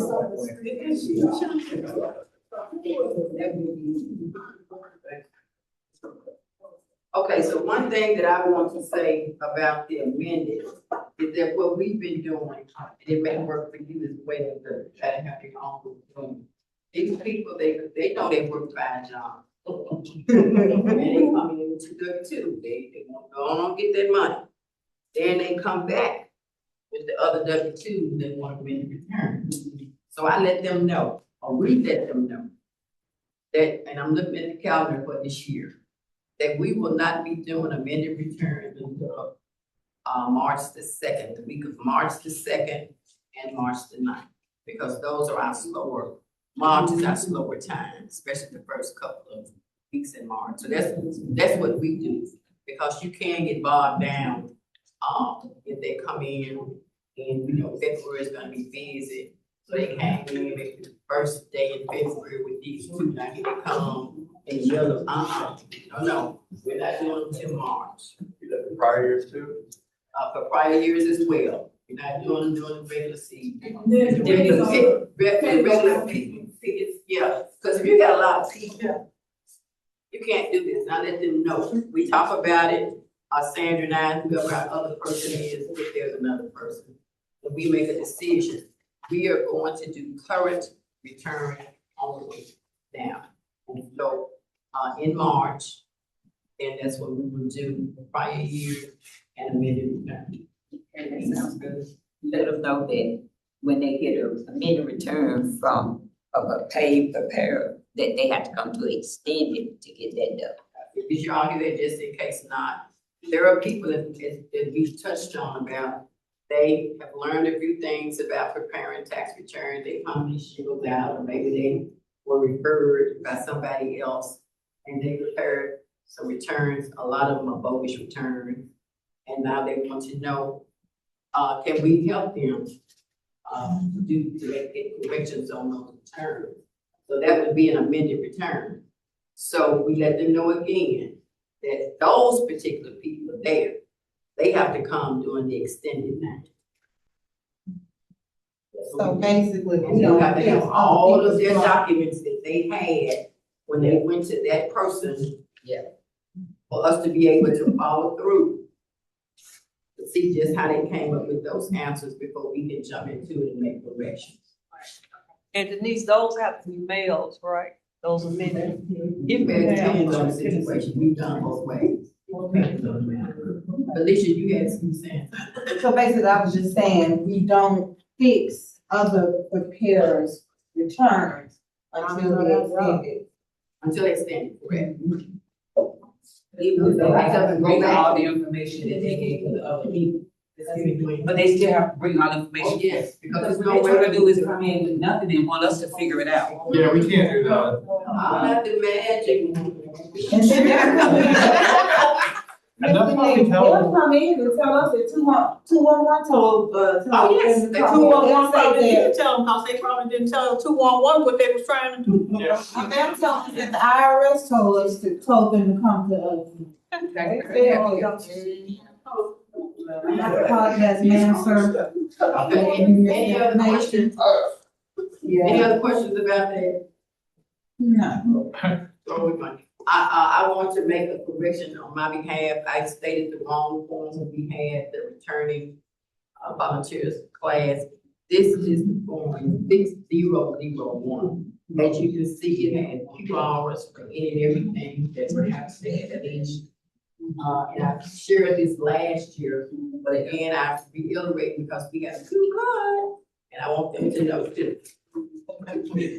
So 6001. Correct. 604. 6004, I'm sorry. Oh, 6004. So as you can see, as we put them down, there's just like anything that they need to do. All they got to do is try to get a camera, scan it, and We're gonna have a copy of It's available online. it's available, just go on the printed sheet. You guys when? I'm pretty, yeah. I wrote it down. I'm gonna print it out. All right, thank you. Now, with this part, we're going over the site coordinated test. So please listen up, I'm not going through questions. I'm just providing you with the answers. Well, wait a minute, I already took my test. Sherry, you've been disobedient all morning. There are some people who are not as smart as you, right? They haven't taken theirs, so I want to share the answers. Okay, so for the site coordinated test, we lifted up. Okay, number 1 and number 2 is B, S, and Bear. Bear us as we finish this up. The 3 is. This is enough. Number 3 is A as in apple. Number 4 is C as in candy. Number 5, A as in apple. Number 6, B as in baby. Number 7, A as in apple. Number 8, B as in baby. Number 9, C as in candy. Number 10, A as in apple. Number 11, D as in day. Number 12 and 13, A as in apple. Number 14, B as in baby.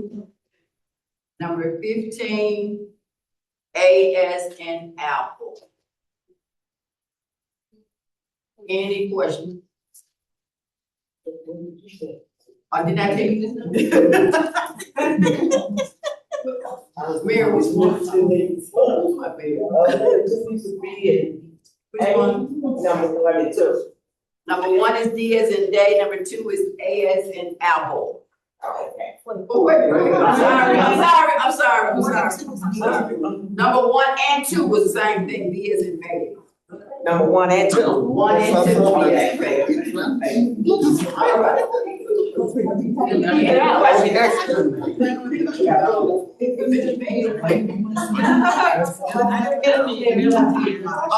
Okay. Are there any questions?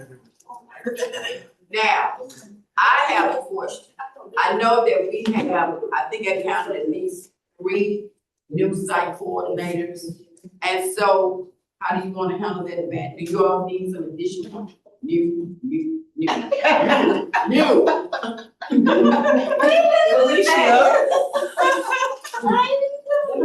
Any additional assistance? It's your time to say something. Raise your hand, so how you gonna deal with it?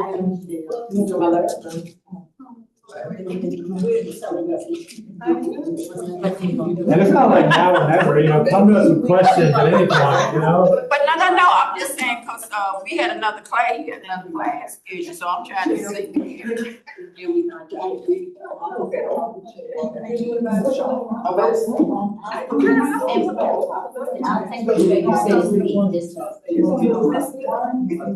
That's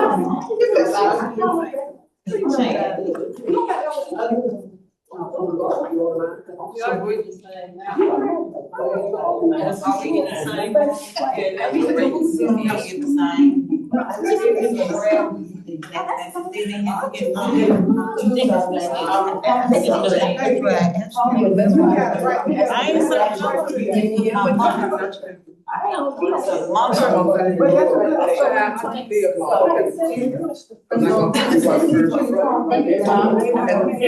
the 20. Oh, that's on the 20.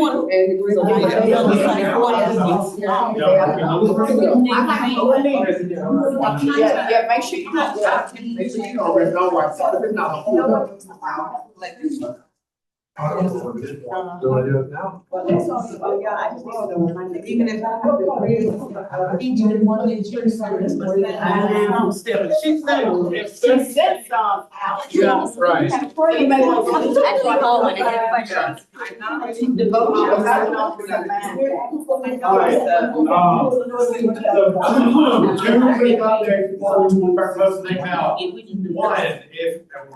One, if Stephanie emailed you about the I-9 form and you need a physical copy of it, fill out, give to her, we have some of those. So come to the back and pick up the I-9 form, so you want, that's only the people who Stephanie emailed about that. Second thing, since we're finishing earlier days, that's pretty much it. It's like planning training. We'll go ahead and cancel the first one that was scheduled for Tuesday. But if that, having said that, if you need any additional individual help or anything, or especially for the new people, if there's anything that you come up with questions later, just feel free to reach out to me at any time, and I'll try and get back to you as soon as I can, and we can look at anything that be helpful to you. But just because we got through this material pretty quickly, I don't think we're gonna need the Tuesday session, so I'll officially cancel that. But if you still have questions or concern about anything, reach out to me and we can get. And I think for the new people, we will have you shadowing people for the first at least few days, so you can try and get some. Divine life, you're welcome. So you can see it in action. That's before you get thrown into the fire. There is a throw into the fire element. Yes, Mr. Stout. I know everybody's listening, so for those who are new, for me, that was in your shoes last year, it is overwhelming. And it seems overwhelming, but it really is. I thought I never say this. It's really not as arduous as it appears, right? Of course, it's something new, so something new is always overwhelming. But once you get in there and kind of see it, because it's really kind of self-explanatory and filling out different things, it gets better. I appreciate that. Yeah, thank you for saying that. Yeah, we try to tell everyone, the training feels really, really intense because we train you on everything within the advanced certification level and the site coordinator certification level. By the way, anything, could potentially hypothetically come across that is within our scope, you've at least seen it once. In reality, about 90% of the returns you'll get at your site is gonna have standard W-2s, standard retirement forms. Like, very rarely you're gonna see some of these topics like that, but we do this because we want y'all to at least be familiar with the topics and your resources for anything y'all might come across. But you probably won't see it.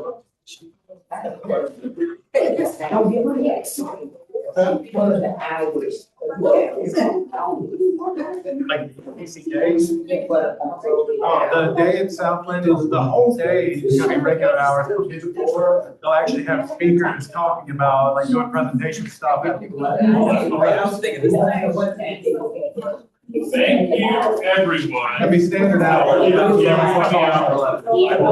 will hang around. For what you have, but I really appreciate you all coming out today. I'm excited. I'm excited for a great season with you all. And I know it. Because I know by the end, we were both like, what is it? Time is passed, now we feel like, okay, you can do it again. All right. By the end of the season, we might be there again, like. Yes. I will say. You got released.